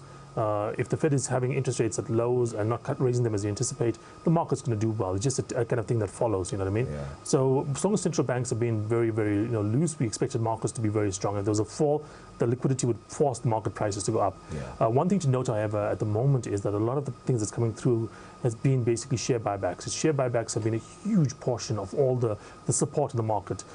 Share buybacks now dwarf, dividends, for instance, as the way. But that comes from the tax reform thing that Donald Trump had put in place, right? Some would have thought that that would have brought back jobs, but instead it just meant that executives are going to get a big fat payday, so to speak. I mean, interest rates are this low. I mean, there's opportunity out there. You don't really need to have money to basically make money. If there's a good business case, you'll go to the bank, say, I need to borrow money. The interest rates are low. You borrow at a low interest rate, and if there's an opportunity, you'll make money. There's no need to have that money in your hand. I mean, there's maybe an argument to be made that, no, the money goes back to consumers and they can buy more. That might be one way. Yeah. But in terms of businesses being short of cash and need to basically get more cash to make more jobs, not really true when we have such low interest rates. Okay. That oil price as well, then still involving the United States in many ways. They issue out sanctions on the likes of Iran and even Venezuela as well. But then OPEC also saying, yeah, initially they were going to increase supply, but they're going to hold back now on that. Russia as well in the same scenario and in that situation. So the oil price then headed firmly towards that $70 a barrel mark. Good for us, but the oil exporting nations won't like it too much. Yeah, I mean, look, one thing that has come out is that the Saudis have come out and say they will supply anyone that's been buying from Iran would the sanctions come through. The Saudis and the Iranians have a hatred that's beyond what any other country in the world I think has. It's like a millennia old basically, and they hate each other for religious reasons. Even like we talk about like Al-Qaeda says like Iran is the #1 enemy, not like the United States, that kind of stuff. So if they can hurt the Iranians and basically take away their customers, it's obviously a positive. So that's one good thing. Next thing, the coup in Venezuela. There was a mini coup in Venezuela that failed. The US has such a toxic name in Venezuela that when they supported the coup, it actually hurt the coup. But the thing that needs to be also to concern ourselves about, which hasn't been resolved, that might actually cause a bit of an upward jump again, is Libya. The stuff happening in Libya at the moment that is terrible. It's basically a civil war happening between what is now a US-supported rebel faction against the officially supported government at the moment. And, of course, people are dying. But again, if there's disruption there, it could have a huge impact on the market in the short term again. Sure. Certainly going to be an interesting one. We'll continue to check in on that. Very quickly, before we close off, that rand as well, 14.35 odd against the US dollar. At some stage, 14.40. So maybe strengthening somewhat. But is it really rand strength? Is it dollar weakness? What is the scenario? Okay, look, we are getting some impact from, the weakness that happened, that jump up from about, say, 13.90 to about 14.60 was primarily because of the rand. Yeah. Because we had ESCOM, we had another issues around South Africa. I think we're still in the midst of a rebound from that. So if there's kind of calm, we will kind of probably drift towards 14 again. Yeah. And so that's the kind of driver here. There is dollar impact is coming through. But the movement that we had 2 weeks ago or so, we moved from about 13 some change to about 14.60. That movement has to be adjusted for again. So the majority of the momentum in the market, I think, is primarily rand driven at the moment. Elections playing a part somewhat? Possibly. I mean, I've heard rumors, like talk out there that a 60% ANC win would be good for the government, for the markets, and good for the rand. It's about certainty, right? It's about certainty, but I mean, let's just see what happens. Let's see what the results come out. I mean, now it's a bit too early. Let the big metros report. Let's see what it looks like tomorrow, and probably we should have an idea by like tomorrow afternoon what the results. Even the Saturday is the result day. If we can see some certainty, like a reasonably strong ANC majority, no huge uptick in terms of some of the left-wing parties, that might be very positive for the rand. But let us see what the actual results look like. We're certainly in and around 40% of votes having been counted thus far, and we'll continue to get, of course, updates with regards to that and how exactly the situation with South Africa's elections are faring. Yes, the ANC is looking to be in front at present, and some gains here being made across the board, even the likes of the Freedom Front Plus stepping ahead as well on that one. But the markets, however, all in the red, unfortunately, and things aren't necessarily looking as green as some would certainly have liked. But for now, that's where the buck stops here at the Johannesburg Stock Exchange. Of course, interest in that market picture as we head off from this right through into elections. Our election coverage continues here on SABC. Do stay tuned. We're going for a short break.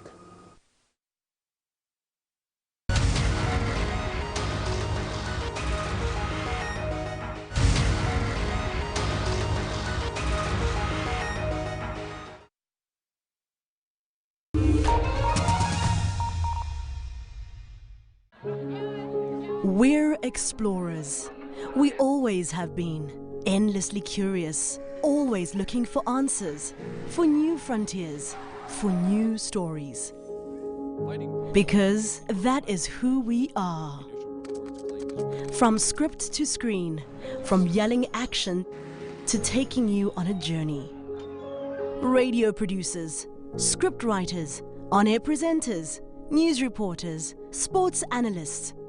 We spend late nights creating captivating storylines and earlier mornings keeping you informed, educated, and entertained. For us, it's not a job, it's a calling. We do this and more because you do your part. SABC TV licenses, made possible by you.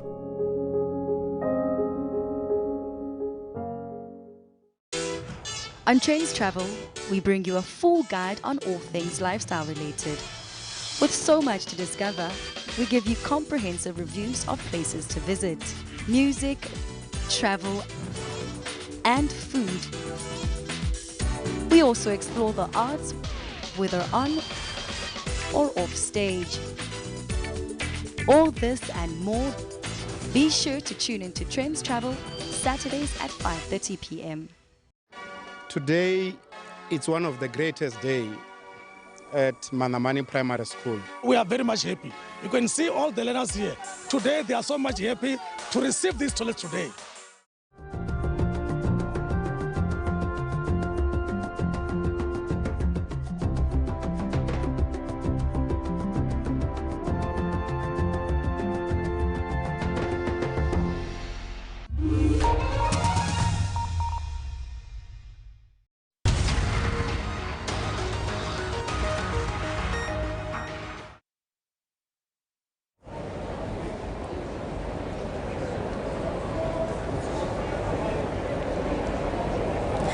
Hello again, welcome back to the Results Centre live here from Pretoria as we continue to bring you the latest results. We continue also crossing to all our reporters who've been working around the clock to give you the latest from the different provinces.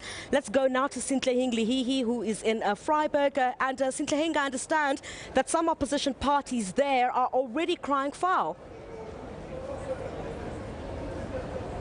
Most certainly, Griselda. Good day to you and our viewers. Tensions have been running quite high here in Huhudi and Vryburg in the northwest. We understand from opposition parties that alarm bells began to ring late last night during the counting process when they realized that the number of ballots being counted did not tally with the number of booklets issued for ballots. They said that, in fact, there were only 4 ballot books that were given in for this voting center here, meaning that only 400 ballots would be counted, 200 for the national and 200 for the provincial. But to their surprise, when the counting of ballots was proceeding, the numbers far exceeded the number of ballot books that were issued there. They said that the numbers went as far as 700, which to them raised serious alarms for there to be recounting. At this very moment, they've been recounting since the late evening last night, and this is still ongoing with party representatives from the ANC, from the EFF, and various other opposition parties are here keeping a close eye on this counting process. But to give us a sneak preview, because we've not been allowed to actually look in there into the counting, we are joined by one of the leaders here in this region of the Socialist Revolutionary Workers' Party. Ntate, can you tell us what is going on? Why is the recounting? What did you notice last night? What actually transpired is that party agents summoned us to come to the station due to the fact that the ballots did not really tally with the number of books that were issued by the IEC. And they did not tally by a very large margin. But recent developments just say that that number has been reduced from the alleged 730 to 371. And recently, it's been said that the provincial ballots kind of tally at the moment, and they are busy with balancing the provincial ballots. I beg your pardon, you've been here for most of yesterday and today. Yes. How did we get to a situation where more ballots were cast than the books provided? That is exactly the million-dollar question. We are yet to find out, as we have laid a formal complaint, that a thorough investigation be conducted. I mean, how did it happen in the first place? For an inconsistency to be there by such a very large margin, I mean, it doesn't really make sense. And this is not the only instance. I mean, yesterday we were summoned to Huhudi Hall, one of the voting stations in Huhudi, whereby voting was the counting process was taking place with the door of the hall wide open, where we had the IEC staff gallivanting in and out of the voting station with taking boxes to the car. I mean, that is not proper conduct. When voting, when the counting process commences, no one is allowed to go in and out. Therefore, there is inconsistency from the side of the IEC. We went in to talk to the presiding officer, who was very arrogant. We asked for the forms that we lay formal complaints. He said to us, "Why should I give you the forms? For what good reason? I'm not going to give you the forms. You can take it to wherever you want to take it." So we are saying that we are not happy, and we cannot allow a democratic country like this one to allow unfair processes like this to unfold. You are unsatisfied with the behavior of the IEC and how these elections have been conducted in this area of Huhudi. Tell us and explain to us where to from now. You've laid a complaint with the IEC. What is going to happen from this point? What needs to happen is we need to wait for the leadership, the national leadership and the provincial leadership of the SRWP. I cannot speak on behalf of other parties to take this matter forward. It is clear that the situation here in this part of the Northwest is still going to take some time to come back to some sort of semblance of calmness. We understand that there's still going to be more engagements as the recounting is going on, and it's still going to take time to really understand how these numbers can be tallied. For now, back to you in studio.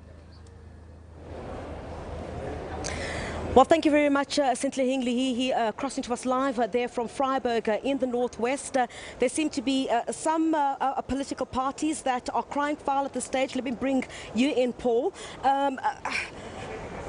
NUMSA's Workers' Party already, from what we can see at this point, not faring too well in this particular election. I know when we spoke a bit earlier, you spoke about possibly one of the reasons that could be is because of the messaging, the late launch of the political party, and also in the run-up to this election, we did not see the federation itself, Zweli Mavavi, sort of distancing himself from this political party, while Ivan Jim saying basically they're going full head steam with this party. Quite right, Griselda, and I think there's a precedent as well, because the predecessor to the Socialist Revolutionary United Front. Exactly, or there were a couple of parties which had United Front in their name. There was United Front Eastern Cape, which contested in that province. There was a version of the United Front in the Free State, and the parties didn't do so well. I think the United Front Eastern Cape got one seat in the Nelson Mandela Bay Metro in 2016. Yeah. But apart from that, very little. And for all the reasons you're saying, the launch is late, there's confused messaging. We know that NUMSA left the Federation in 2014 and been unhappy for a long time. But even the United Front itself, in the lead up to 2016, wasn't sure if it was a platform or a socialist platform for general discussion, or if it was a full-blown party. Yeah. And I think, again, that Mr. Jim might have left the launch and the politicking a little late. All right, let's get to our graph now. If we could zoom in on this. And I think quite interesting at this point from the results so far is that the EFF doesn't seem, to look like it will break that 10% mark currently, but it seems to have done well in KZN and the Eastern Cape. Quite right, Griselda, and I've got to say that I probably overestimated or overhyped the EFF. I was guessing that coming at about 11 or 12%. Yeah. There's still some way to go, but the smart money is looking more like 10%. But what's interesting here, if we look at this map, so what we're looking at is the results for the EFF at the national ballot for 2014. Yes, let's do that. Okay. Now what we can see, if I zoom in a little bit, and the map should be self-explanatory. The darker the color, going from a very light yellowy white to a much deeper, richer red, shows how the party did from ward to ward. So yeah, so if we click on, for example, Ward 1, Prince Albert local municipality in the Western Cape, the party didn't get too much of the vote in general. All of these cream colours represent wards where the party got 6% or less. So in other words, less than the average across the country. Yeah. But if we look at the places the party did well, it was predominantly a couple of provinces. It was Northwest, it was Limpopo, and it was Gauteng. Yep. And what we found were links even back then, that even in Gauteng, the party tended to do well in wards where there was a preponderance of home language speakers that spoke a Bantu language, in other words, Setswana, Sepedi, Sesotho. But, and that's a very sensitive point to make because we don't want to draw the links too strongly, but suffice to say in 2014, the party support was quite limited geographically. What we've seen, and I just want to, for contrast, go down to the provinces where the party didn't do well. If we look at KwaZulu-Natal, there is no real area or ward that sticks out where the EFF did very well. There are a couple of wards here and there where the party might have got between 6 and 10%, but not much. On average, the EFF got less than 2% in KwaZulu-Natal in 2014. Let's talk about them making inroads in the Eastern Cape and KwaZulu-Natal. Yeah. What do we attribute that to? I think there's a couple of things. The EFF, although it hasn't had the budget of the ANC or the DA, it hasn't had the organic network of the ANC, it's tried very hard to build its constituencies. So, for one thing, since 2016, the EFF has contested almost every single by-election. And we've said a lot in the past that the EFF has had a lot of misses in the by-elections, but it's also had a lot of hits. And I think that the party actually used the by-elections themselves as almost a recruiting or rallying or constituency building exercise. So we're seeing that bear fruit. The preliminary results in KwaZulu-Natal, for example, show that the party is on track to grow from about 2% of the vote to 7%. Still little, but this is the second largest pool of potential votes. The Eastern Cape is the third largest. So the party's boxing clever, and I think what this means is that even if the party doesn't do as well as we thought in this round of elections, it's not a one-election party, and it's broadening its base geographically and demographically. All right, let's take a short break there. We have to pay the bills. We'll be back very shortly. Stay with us here on SABC News as we continue to crunch the numbers. Also coming up, I think at about 2 o'clock, the IEC is also expected to hold another media briefing. I'm just hearing here behind me someone speaking on the mics. Perhaps they're about to announce that this briefing will take place at 1400 hours. Stay tuned here to SABC News. We'll certainly bring you all of that live here from the IEC Resource Centre in Pretoria.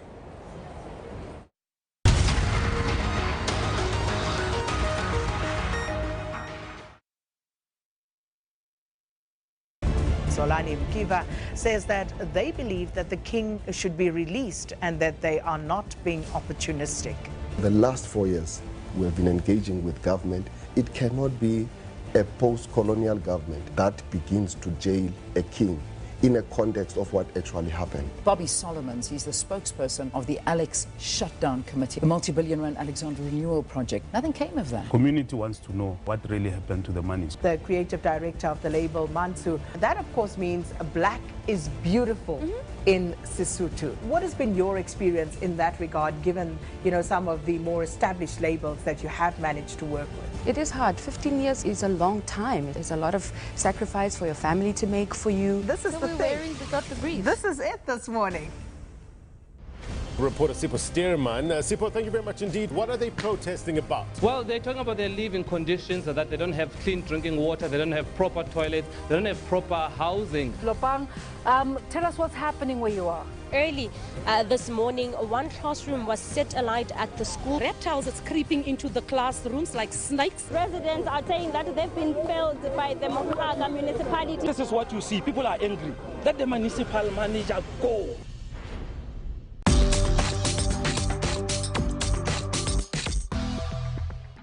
The SABC News mobile app is your one-stop digital portal to all the news you need. Stay connected with the latest in breaking news.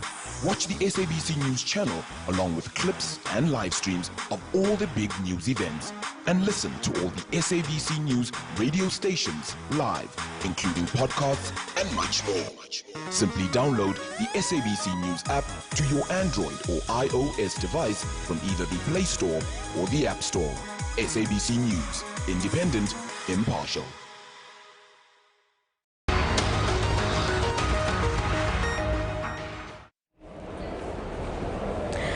Hello again. Thank you very much for staying with us here on SABC News. Let's go now to Diabosito, who's still on the floor with us. She'll continue to get market reaction with Davi Root on what the results say so far and, of course, what expectation is, Diabo?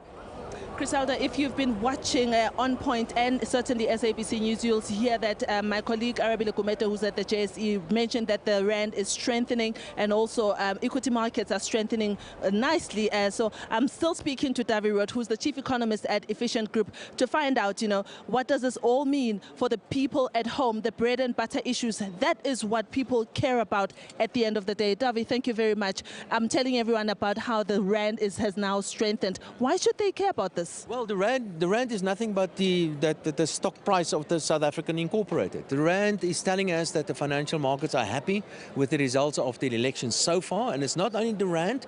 The cleverest of all markets, as far as I'm concerned, is the bond market, and we've seen the bond market also gaining a couple of points at the moment. So remember, a weaker rand simply means that we're going to see more inflation, high interest rates, and that. Now we're actually seeing a slightly stronger rand. Of course, it's early time still, and a lot can still change. The equity market, however, is another story. The equity market is under a lot of pressure today, but it's not because of local conditions or because of the election. It is because of international stuff. It is because of what Donald Trump is doing. It's the trade war between the Americans and the Chinese. And in fact, we really expected the local equities markets to come under pressure. But those things that really matter, like the exchange rate of the rand and like the bond market, is telling us that the financial markets are happy with the results so far. I know that people want to know, are we going to get jobs after this? This is the burning question, with a high unemployment sitting at 27.1%. This is an official rate. Of course, those who have given up looking for jobs, the number is even higher. The despondency is even worse out there. What do you think? Yeah, we have to be honest about this. The economy is really going through a very bad patch, and unfortunately, it's probably it's important to implement certain very, very painful medicines and measures in order to fix what has gone wrong. And many things went wrong in the economy the past 10 years or so.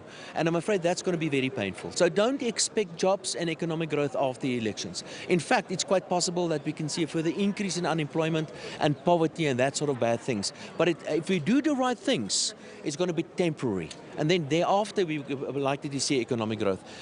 In fact, that is what is required of a good political leader, to make unpopular decisions. And that's the real thing that the financial markets will be looking out for. Will the president consolidate his power? Will he actually have the heart, and will he have the political power to implement these very, very painful things, which was probably going to lead to a lot of pain for many, many individuals, in order that we can have a brighter future after that. So unfortunately, sometimes you have to take bad medicine. There'll be other people in other quarters who'll be looking at the issue of the land and expropriation without compensation. People will be looking at nationalization of certain assets, such as the Reserve Bank. What do you think that the party that takes over should prioritize? Well, I think this land thing and the nationalization of the Reserve Bank and all that is probably going to not die down, but it's probably going to be moved to the back burner for now, because there are far more more important and pressing issues. Eskom, for example, is a major issue. The civil service, generally speaking, there are just too many civil servants. They are hopelessly overpaid in South Africa. We need to get the state's quality of service of the state. We have to improve that. We have to get electricity. We have to sort out South African Airways and that sort of stuff. And without a doubt, that is far, far more important than trying to nationalize the South African Reserve Bank, as an example. So my suspicion is those are the sort of things that the president will concentrate on to fix the things that really matter, because the Reserve Bank is working, but the state is not working, Eskom is not working, and those are the things that should be. And just lastly, how do you think that the international market is viewing these elections, especially international investors? How are they viewing the outcome of these elections? Yeah, well, there are two answers to that. I think the international community, generally speaking, what they're happy is that this was a peaceful election, that this is a fair election, and that the ANC won fair and square. Oh, well, they're probably going to win fair and square. That is the first point. The second point is the international investors will wait and see what sort of policies there will be, what the cabinet's going to look like, and what sort of policy changes can be expected from this new cabinet. Davirud, thank you very much. Griselda, Davirud is the chief economist at Efficient Group, and he's been telling us what we can expect from the markets, from the economy, and also from international investors, what they'll be looking out for. Key, what he says, is policy certainty. I know that from a lot of quarters we've heard about policy uncertainty and the effects that has on making investments, or for international investors to even come into South Africa because of policy uncertainty. Let's hope that this will be on the to-do list of the next government. Well, we say goodbye to our SABC 3 viewers for the moment. Our rolling election results coverage continues on SABC 2 and, of course, SABC News Channel 404. The Electoral Commission is expected to brief the media in the next few minutes. We'll bring you that live from the Results Operations Centre. Stay with us.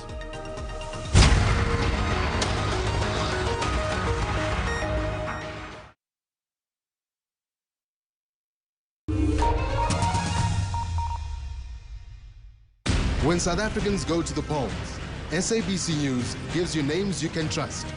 Sakina, Griselda, Peter, Stephen, Tsepiso, Francis, Blaine, Leanne. South Africa votes. Live coverage starts Wednesday at 6 a.m. on SABC News.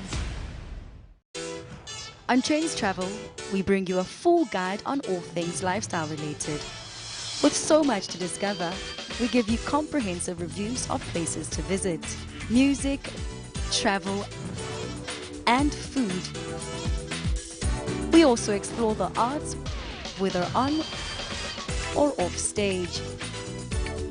All this and more, be sure to tune into Trends Travel Saturdays at 5:30 p.m. 25 years ago, it was a vote for hope for a new nation. It was about rejoining the global family. This time, it's about bread and butter issues, about corruption, jobs, societal ills, and social cohesion. Then and now, always there, when South Africa decides.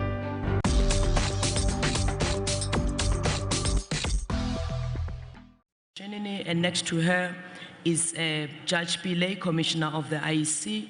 Next to her is CEO Saima Mabulo.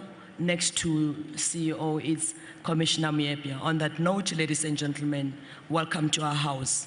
Let me allow the Chief Electoral Officer to come and give us a briefing.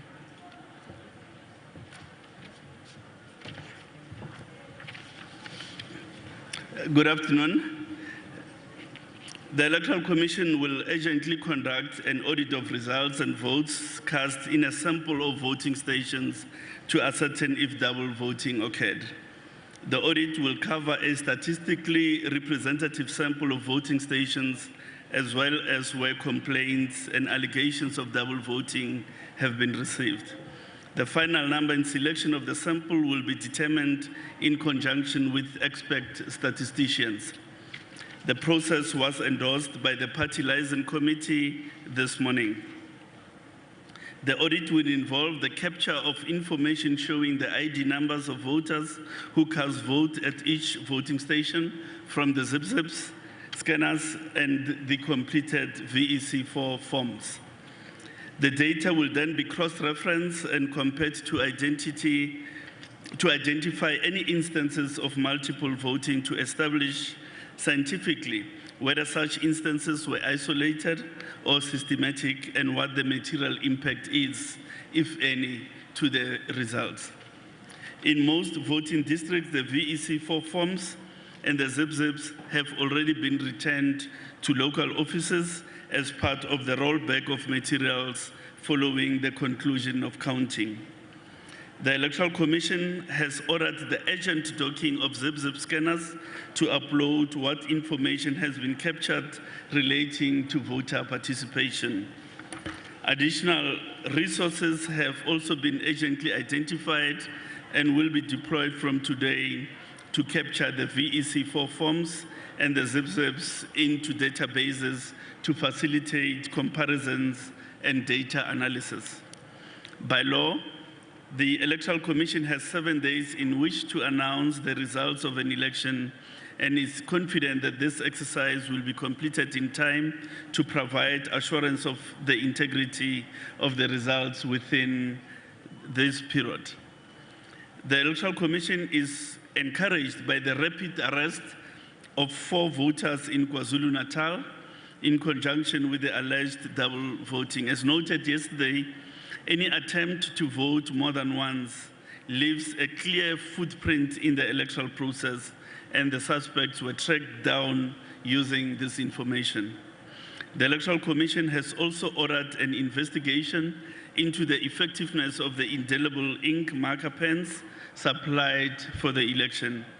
The investigation will be done in conjunction with the CSIR and with the full cooperation and support of the supplier.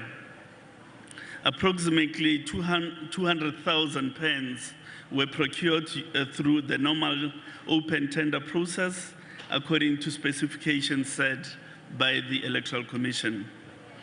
In an attempt to increase the effectiveness of the pens, the Electoral Commission had raised the percentage of the silver nitrate content from 15% used in previous elections to 20% of the pens that were used yesterday. Meanwhile, the capturing of results and the verification process continues, and the Electoral Commission gives its assurance to South Africa that it will only announce results for elections where it is 100% confident in the integrity and legitimacy of those results. The Commission calls on political parties, the media, and all South Africans to show patience, calm, and restraint as the process to ensure confidence is undertaken. Now, as regards progress in respect of capturing, we have captured 44.17% of all voting stations, and those have been audited and the results declared.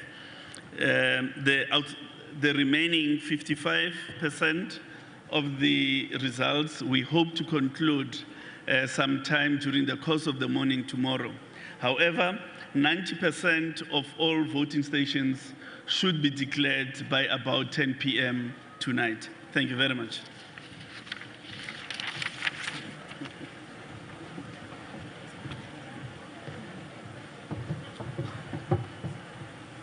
Thank you very much. Ladies and gentlemen, I'm going to open 2 rounds of questions. I'm going to take the first 4 questions and then take the second one. I've got colleagues on the ground with microphones. Can I have a show of hands so that we see how to navigate the space? Okay, I've got this side, 2 in front of me and 2 in the middle. Oh, yeah, ne? Okay. May I request that if someone has covered your question, don't repeat it or emphasize it, because we shall have get it. Okay. Can I have the first question, please, being asked? Hi, my name is Sitakani Magwedze from Newsroom Africa. I just want to understand how many voting stations hadn't opened by last night and what decisions have been taken to address that.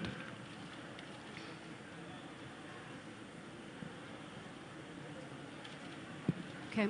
May we have the second question, please? My name is Bongi Wezwane from Newsroom Africa as well.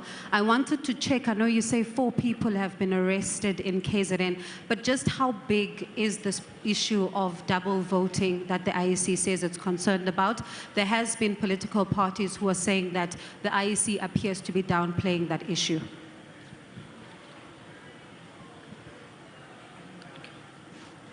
James de Villiers from Business Insider South Africa. I just quickly want to check, you mentioned you've been in contact with the supplier. Can you give us an announcement where exactly the ink came from? Was it imported, where it was made, and which specific country it came from? And also you mentioned that 4 people have been arrested for possible irregular voting. How many incidences are you investigating of irregular voting? And can you give us a number of how many cases are you investigating?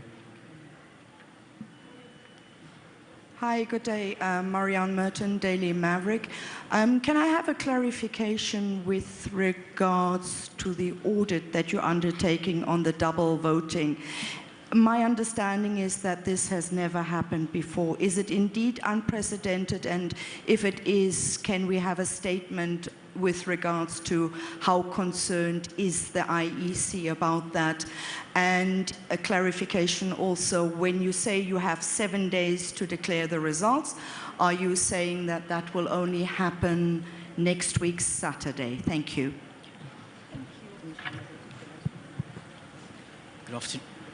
Good afternoon, and thank you for Nompumelelo Ngubeni from KFM. Still on the sample audit, have you identified the voting stations where the sample audits will come from? And secondly, has an audit firm been identified as well? Okay. Thank you very much. Let me allow the panel to respond to the questions.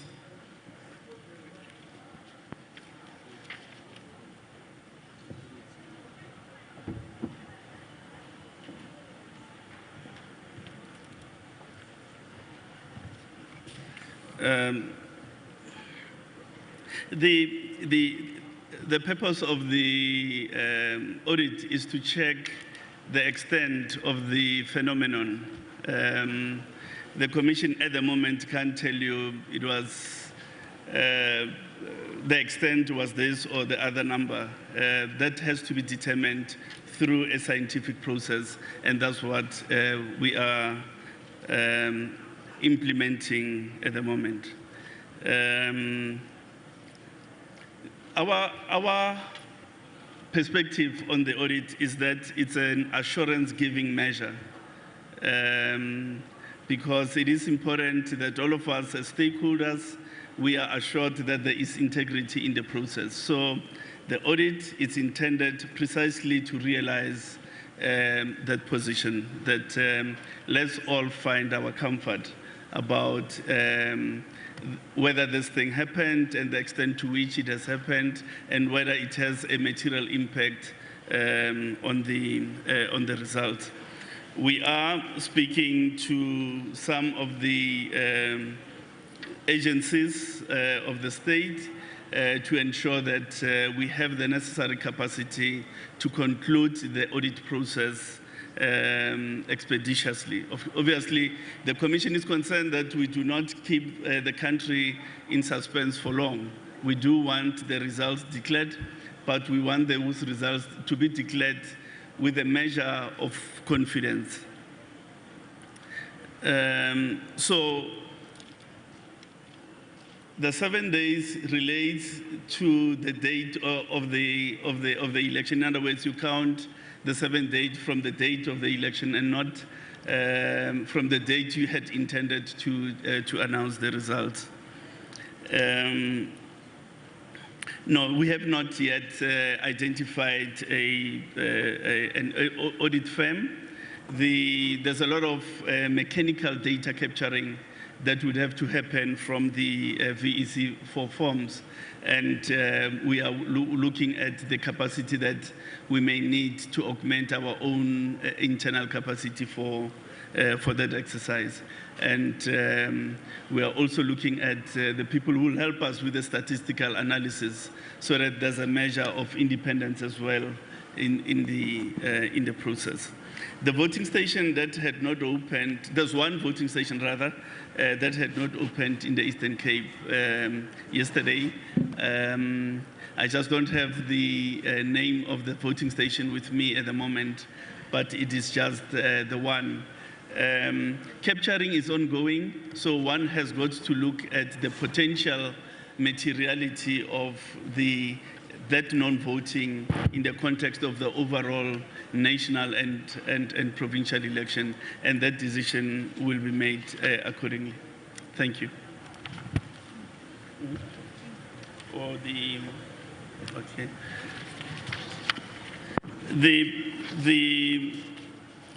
The ink was procured from a South African company, Litotech, and there's a certain specification that had been used to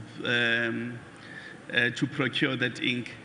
As we indicated in the statement, the ink had not been fundamentally different from one which was procured previously, with the exception that the silver nitrate content was increased from 15% to 20%. Thank you.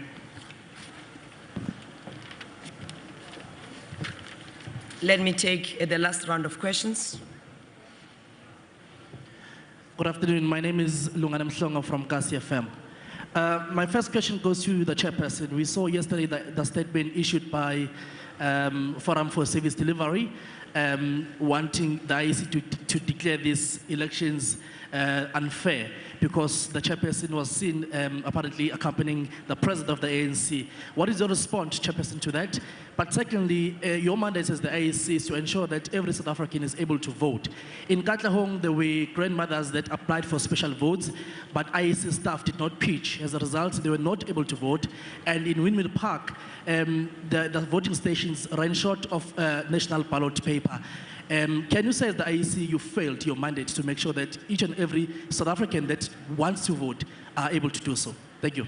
Good afternoon. My name is Velim Tiane from SABC News. I would like to ask a question with regards to the logistical problems that the IEC experienced in various voting stations. I think the big one is the issue, over and above opening late, the issue of the shortage of ballot papers, which has been to a certain extent attributed to people voting in the voting districts where they didn't register to vote. Did you plan for that in the event where people, they vote in a particular voting district, and then obviously you might get a double number of the people that you are prepared that they will come? What was the plan in place for that? Let me give a free advice when it comes to the issue of double voting. The issue mainly, personally, when I did research, I realized the issue with the green bar-coded IDs, a book which could be stamped. Therefore, when you move to the next voting stations, it was easy to be detected. But with the smart ID, you guys were caught off guard. You never planned this properly, and obviously it could be unprecedented, and it's a teething problem maybe. Surely, we live in a 21st century. You should, from now on, develop a system that will be centralized to make sure that as you scan the ID, it goes to a particular central point where it will indicate that a particular ID has been issued for voting in a particular district at a particular time. Your problems will be over. May I please have the third question? Okay, now Lady Molewa here from Open News. Just clarification on how you guys are actually receiving information on the arrests that pertain to the double votes. Right now you're telling us you've made 4 arrests in KZN, but we have Ntomfuthi Masinga of the IEC who has just told the e-media investment holdings and of course Open News and ENCA that 19 people were arrested in KZN. 17 of them voted twice in Danhauser area alone. So how are you actually bringing this information, and how do you then certify the number of arrests on voting stations when we have IEC officials sending us different numbers nationally and provincially? Hi, my name is Teto Matlakwana. I'm with Eyewitness News. Yesterday, when Dr. Miebla addressed us, you were quite sure of the integrity of this election, and you said that you were only looking into 2 cases at that time.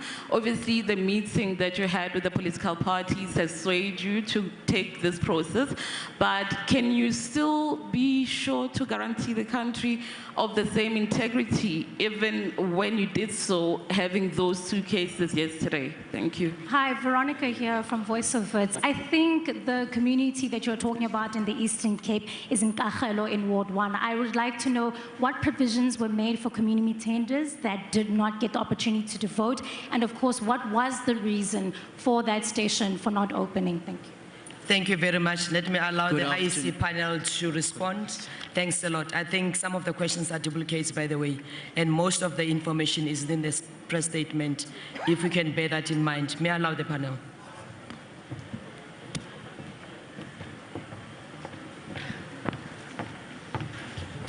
Good afternoon, South Africa. Good afternoon. Wonderful. I'm grateful that we have these opportunities to clarify the concerns you might have and deal with the issues you raise.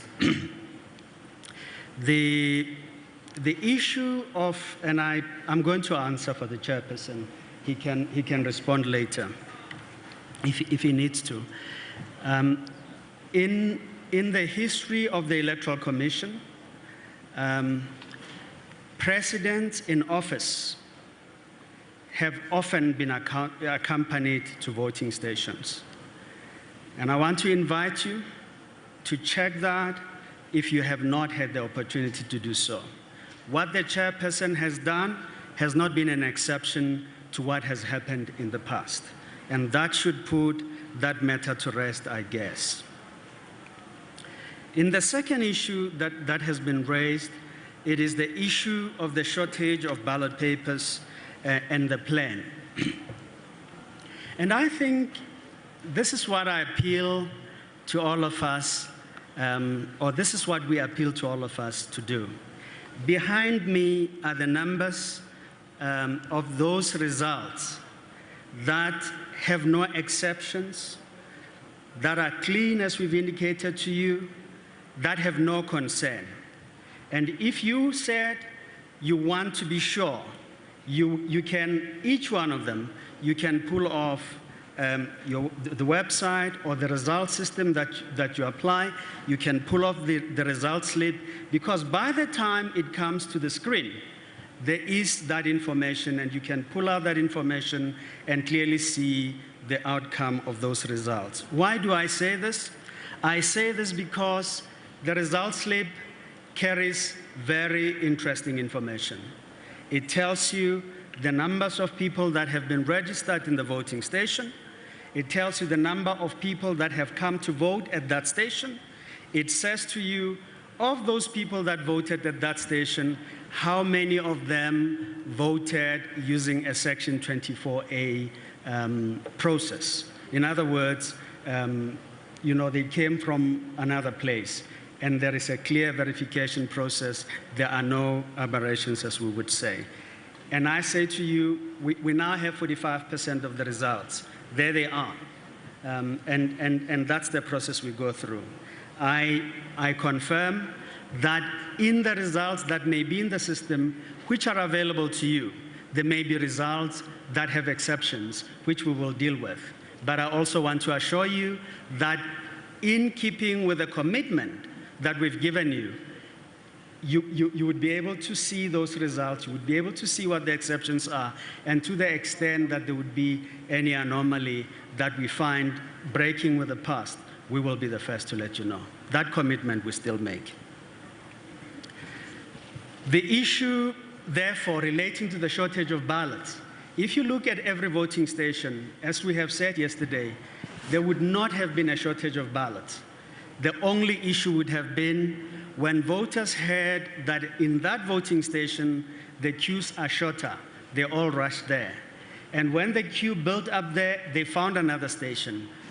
And inevitably, we've had to, the logistics had to be changed to suit those circumstances. We will deal with this, South Africa. We will find ways to deal with this in the future. Bear with us for a moment. There was an issue about 19 from Tomfuti Masinga, just received now, versus 4 people. This is information we receive, which is date stamped and time clocked. It's similar to saying, when these results came at the time of the press briefing, you only had 6.1 million voters. But before we finish here, it could be 6.5 million. At the time of us coming here, the information we had was 4. I don't know the 19, but I'm not denying it. I don't know. At the time we came here, we verified 4. And that's really why we have mentioned that number. There is no cover-up. There is not going to be, and we assure you that's where we are. Someone asked, can we still assure South Africa that the work we do would be credible? You know, we're hiding nothing. Absolutely.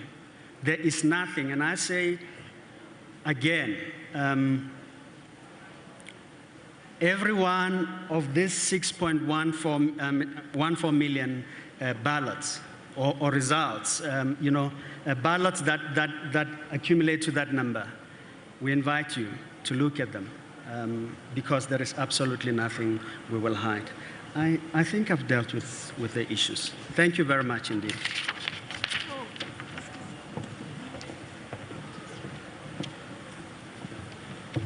Let me allow the last round of questions.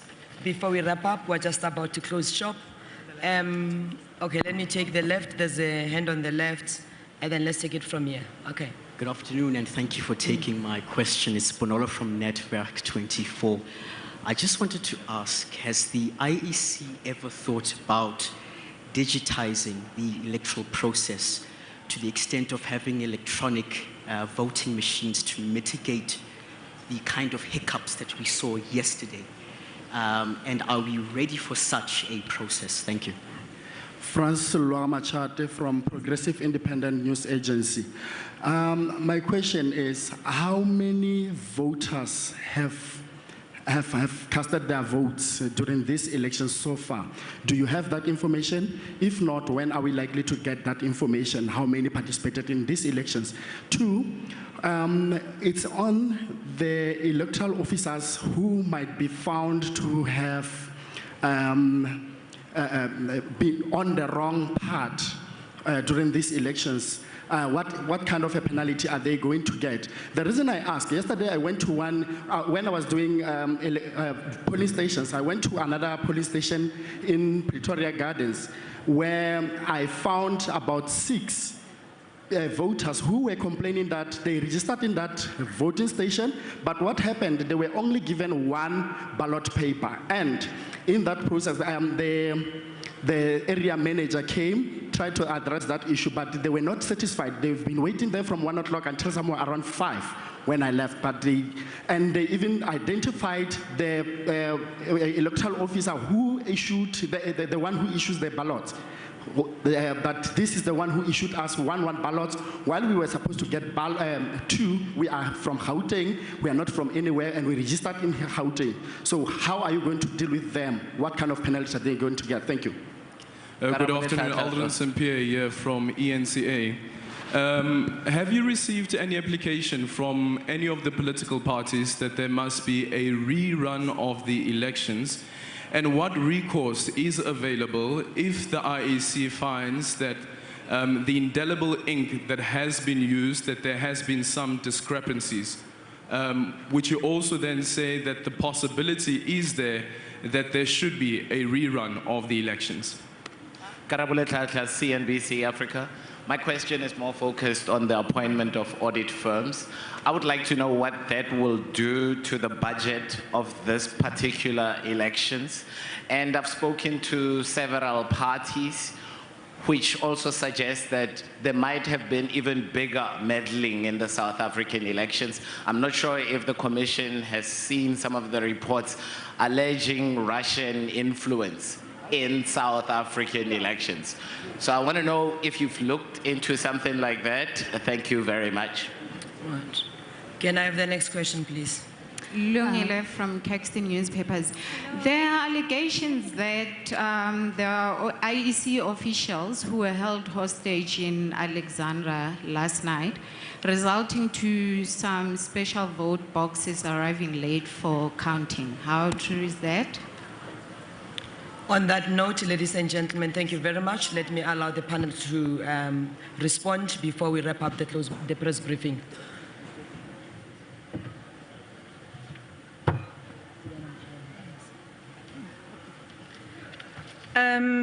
I hope I got them all down. With regard to the issue of digital voting, the IEC actually, on an ongoing basis, carries out various engagements with colleagues from different parts of the world, people who deal with voting technology, to try and assess the issues of things like the digital equipment for voting. You know, there are various parts of the world that have attempted to use this with varying degrees of success. At this stage, it's not something that we feel would be, the technology is there that's not either appropriate or cost effective, but that's not something that is an absolute. It's something that we continuously refresh ourselves on and work with colleagues from different parts of the world.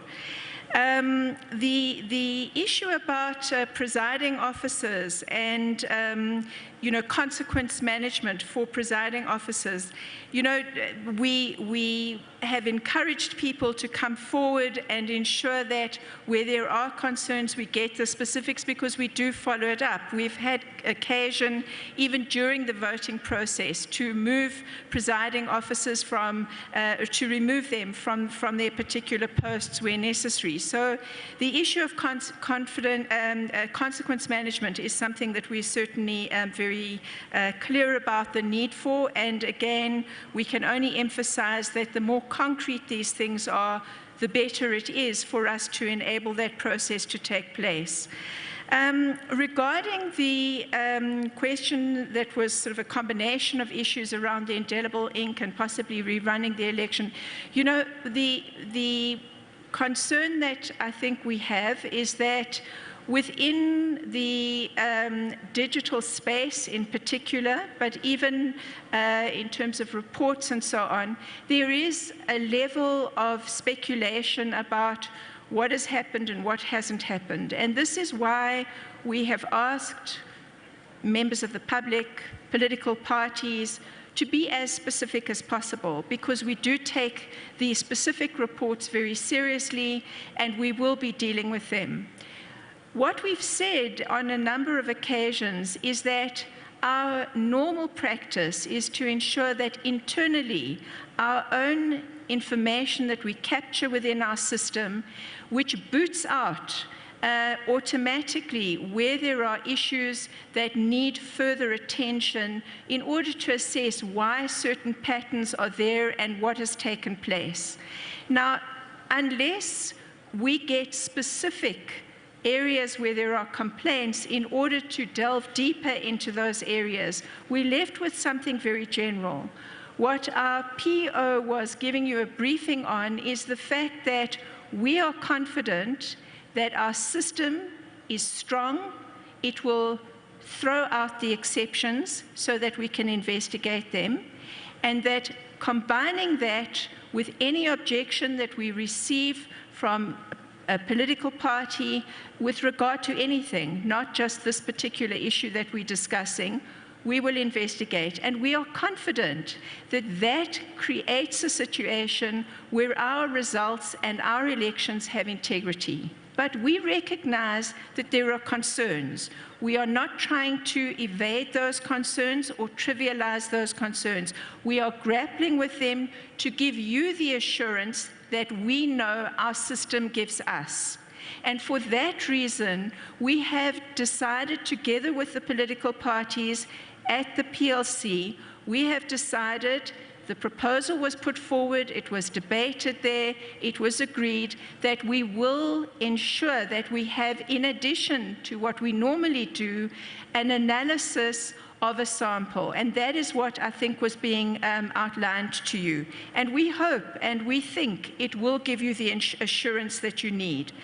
With regard to the idea of what kind of additional budget this would entail, first of all, we are, as has been said, drawing on the support and the expertise within state institutions in the first instance. Secondly, we are utilizing the information that is captured within our systems in order to ensure that we get the kind of information, the kind of exception reports, and be in order to look from the VD machines, from the VEC 4 forms, that we're able to delve into the specific areas where there have been complaints, as well as to make the broader statistical comparison. With regard to the influence of Russians or anybody else, as you know, the Electoral Commission has been very concerned about the fact that many areas of our new world, including digital platforms, have the possibility for levels of interference and levels of uncertainty and disinformation. The Commission has been systematically taking up this issue of disinformation. We continue to do that. We have no evidence of a particular assault on our democracy by the Russians or any other foreign power, or in that sense, any other calculated manipulation. Does this mean it's impossible? Does this mean it can never have happened or will never happen? No, we are not saying that we have that kind of guarantee. What we are saying is we investigate, we follow this up, we work at this all the time, and in fact we've put in place what I would say is a leading example of an electoral management body to work with platforms, to work with civil society, to work with journalist organizations, and to work with experts to prevent that from happening. Lastly, about the hostage within Alex, we don't have any information as we came here. It may be that something else has happened. Sorry, there was one other question in terms of people who were not able to vote at the Eastern Cape voting station. The issue there was something that arose in relation to the kind of community protests and so on. It's not something that we are comfortable with. We are never comfortable if even a single voter is struggling to vote or has their rights impinged upon. But it is something that we really believe that we try to put in place as many mitigating measures as possible throughout the country, with extremely high cooperation of the South African police services. Thank you. Ladies and gentlemen, on that note, this brings to an end our press briefing for this afternoon. Thank you very much. Thanks a lot, guys. Thank you very much. We'll stay here the whole night. Well, the latest briefing from the IEC there, certainly what would have been a thorn in the side of the IEC and the credibility of this election. Quite a number of political parties also bringing this issue up. Let me bring you in there, Paul. The issue of the double voting would have been a thorn in the side of the IEC. Now, an audit into that, and of course the ink itself, which many said once you rub, it comes off. One of my colleagues tried it. It happened. Yes. So the potential is there. I think it's unfortunate that these issues, on a personal level, Griselda, I think it's a little bit of a sideshow, and I feel for and I sympathize with the IEC, because the truth is, over the last few years, there have been a lot of demands on the organization, and as they've themselves said, not always the budget to carry out their mandate.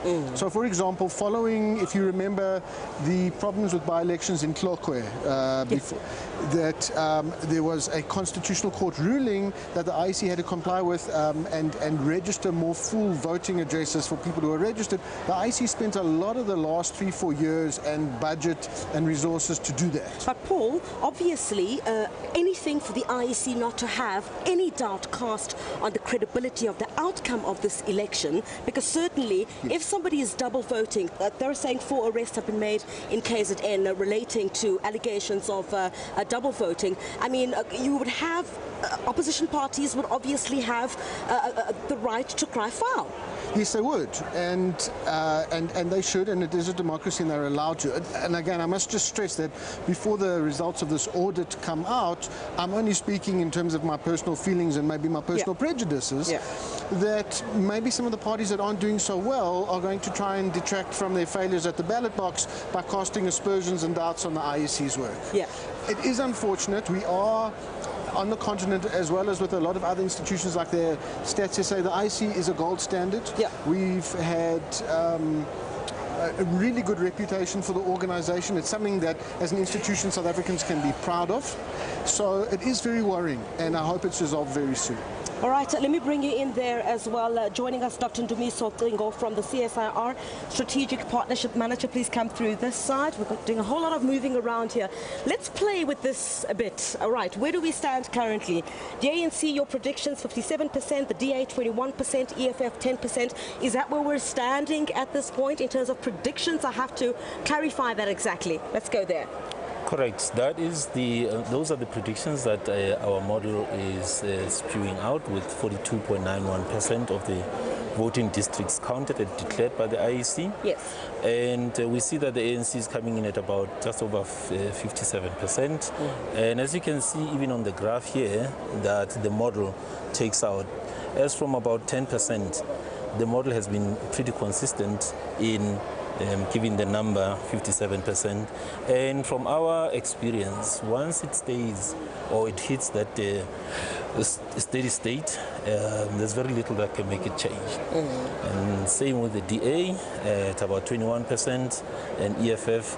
EFF has, I mean, it's very difficult to see it, but it has crept up slightly to just about 10.01%. Yeah.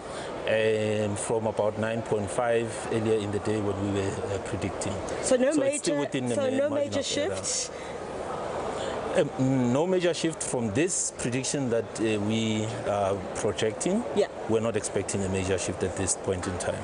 Do you expect to see that? Let me bring you in as well, Paul. You don't expect a major shift from now with what we have, 42.91% of the voting districts counted?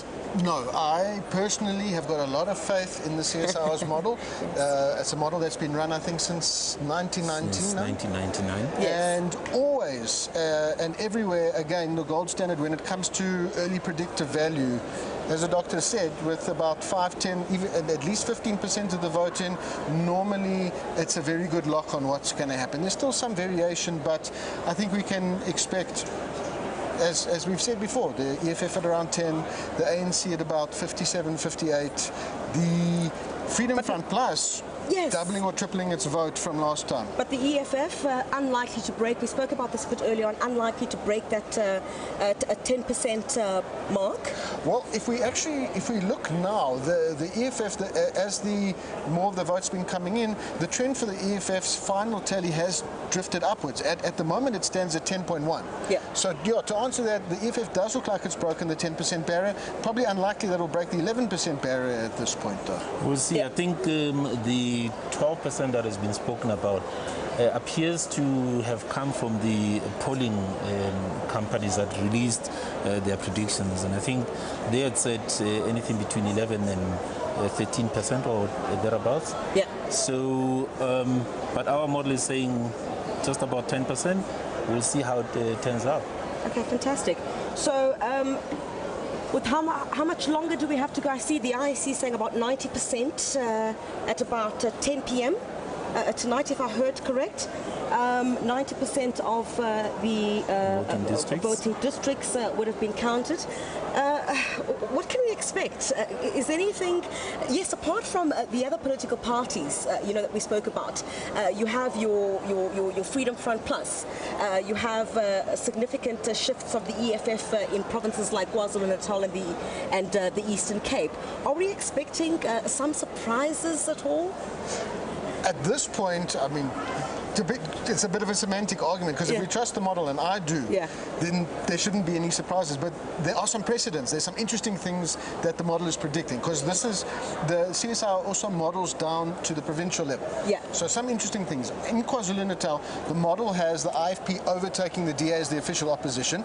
That will be interesting. In Mpumalanga, the model has the EFF overtaking the DA as the official opposition.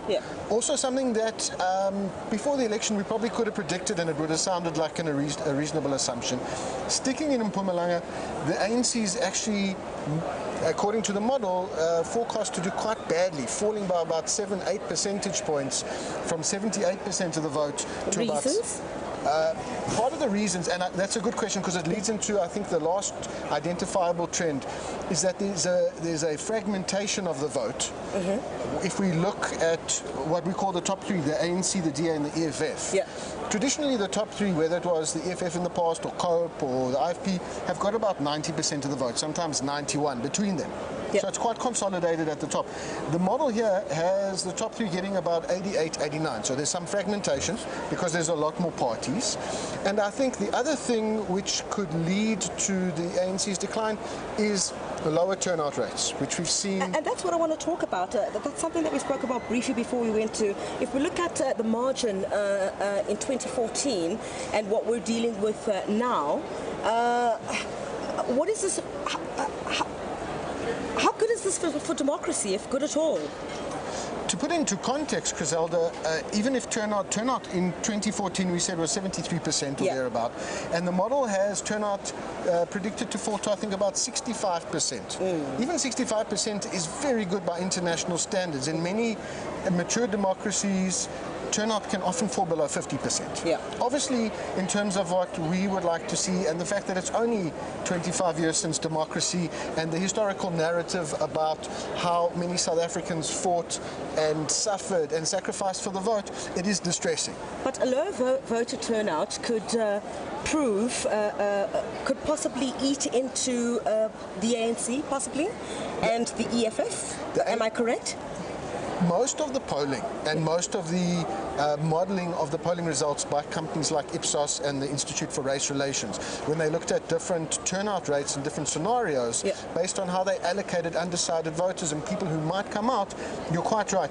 The ANC is most likely to suffer if turnout falls, but surprisingly, because we always lump the EFF in with all the other opposition parties, the DA and others, the EFF under certain scenarios will also suffer with low turnout, because there seems to be a pool of voters that are undecided between the EFF, the ANC, and staying at home. But what would this then mean? Maybe I could bring you in there, Doc. What would this then mean for the smaller parties and that little smaller pie that I was speaking to Paul about a bit earlier on? What does that mean then for these smaller parties? I think the shift that we'll see is that these smaller parties, firstly, given that there is a large number of them, and secondly, given that the pie is so small, they are the ones that are most likely to suffer. And I think a party like the EFF seems not only to have taken from some of the big parties, but perhaps scooping up a lot from the smaller parties. We'll see when the results come out. There may be parties that end up with no seats at all in Parliament, and therefore that vote, little as it is at the bottom, would have been split and not well spent. You agree, Paul? 100%. And I think what the doctor's talking about is the potential for completely wasted votes. Meaning, if there are many little parties and they don't get the threshold, let's say, of 1/4 percentage point, 0.25. With 0.25, you guaranteed a seat. But you can get less because of the rules of seat allocation. For example, the APC under Themba Godi got one seat. They snuck into the National Assembly in 2014 with 0.18% of the vote. vote. But because we have so many more small parties this time and they're all splitting the vote so many ways, we might see a larger percentage of the vote just being wasted, meaning to allocate those 400 seats in Parliament, we're going to have to look at the remainder of the non-wasted vote. And that will probably, everything else being equal, that will probably advantage and convenience the bigger parties. One in particular I'm also interested about, we spoke about KwaZulu-Natal a bit earlier on, and I think many concerns being raised about the NFP right now. It's been ailing for quite some time, and could it make a comeback?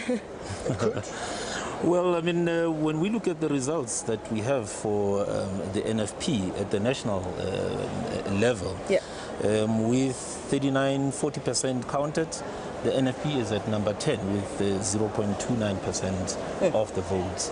And if you look at the previous election, they ended up at with 1.6%. So it's, I think, a very significant drop in support for the NFP.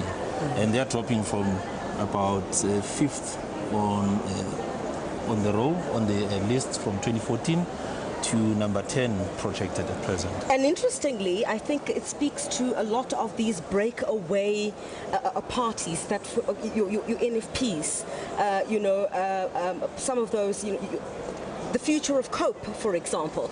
Talk to us a bit about that, Paul. So to start with the NFP, Griselda, I think the problem was that the party quickly lost momentum after 2011 and 2014 results. Its leader, Zanele Msibi, suffered unfortunate medical health problems while in Parliament. But isn't that the problem of actually centering these political parties around particular figures? Yes. You've got, so almost as if they're not there, the party dies. And the irony is that the NFP was formed partly because Mr. Mangosuthu Buthelezi had created under the IFP a party that centralized power. And the breakaway was a result of that centralization of power, but it didn't seem to learn the lessons of its parent. And talking about COPE, from our projections, it looks like it will end up at number 12 in the national list. All right, gentlemen, I think that's where we're going to have to leave it for this afternoon. It's been an absolute pleasure being with you. Paul Bakowitz, of course, our political analyst, as well as Dr. Ndumiso Cingo, who is with the CSIR, his Strategic Partnerships Manager. Thank you so much for your time. And we're going to head back to Johannesburg, and I think that's where I'm going to wrap it up for this afternoon here from the Results Centre in Johannesburg, or the Results Centre in Pretoria. I have actually the producer speaking through my ears, so I'm kind of fumbling over my words at the moment. So Frances Hurd will be up next. She'll bring you all the latest with all the results that are coming in, and I'll see you again on air much later on tonight. I'll be in Johannesburg, and some of my colleagues will be broadcasting from here as well. Cheers. Griselda Lewis, we all get our nerves rattled from time to time. Welcome back to our offices here in Auckland Park. Let's just look at some other news. We will, of course, bring you the latest on the elections. As more information comes through, we'll bring it to you right here. But let's have a look at some of the other news that has developed through the day. And the mining sector is continuing to take strain. Data from Statistics South Africa shows mining production decreased by 1.1% year-on-year in March. The sector has been on a contraction trend for the last 5 months, with a deep contraction of 8.1% year-on-year in February. The largest negative contributors to the March contraction were gold and other non-metallic minerals. The main positive contributor was coal. The performance of the mining sector has been affected by the deceleration in global trade volume growth and rising domestic operating costs. There's been an increase in fuel prices and electricity tariffs. Those have eroded competitiveness. The sector's also been impacted by electricity supply interruptions. You and I call that load shedding. Sometimes, in the course of duty, humanity trumps pretty much everything. Journalists, as you know, are cautioned to remain outside the story as observers, recorders of history, reporting without bias or favour, to be independent, impartial and objective. Our SABC reporter, Maheketla Mokhlaba, encountered a sobbing pensioner yesterday. He had lost his ID document, and Mokhlaba, as we know him, came to his rescue. He called an online taxi service to help drive the pensioner to a Home Affairs office. Here's his tale. Alexandra, a teeming township north of Johannesburg. It's 8 p.m., just an hour to polling stations drawing their curtains. This is 52-year-old Michael Dlamini. I assisted him onto a taxi to the nearest Home Affairs. Dlamini has voted since 1994, but now he's anxious. Today, the streak could be cut cruelly short. He has just been turned away after losing his ID. It's a helpless situation. He simply wants to vote, but time is fleeing. It's 8:20 p.m. For him, the sands are pouring from the hourglass. We arrive at Home Affairs. His ID is processed within 15 minutes. But time and tide wait for no man. It's 8:45 p.m. As we speed back to the township, we come across a voting station along the road. At this point, it's any port in a storm. After all, it's nearly 9 p.m. But Dlamini is redirected to the correct entrance. This is the last chance for him. All he wants is better service delivery in Alex, and his vote will be his voice. And finally, his vote is cast.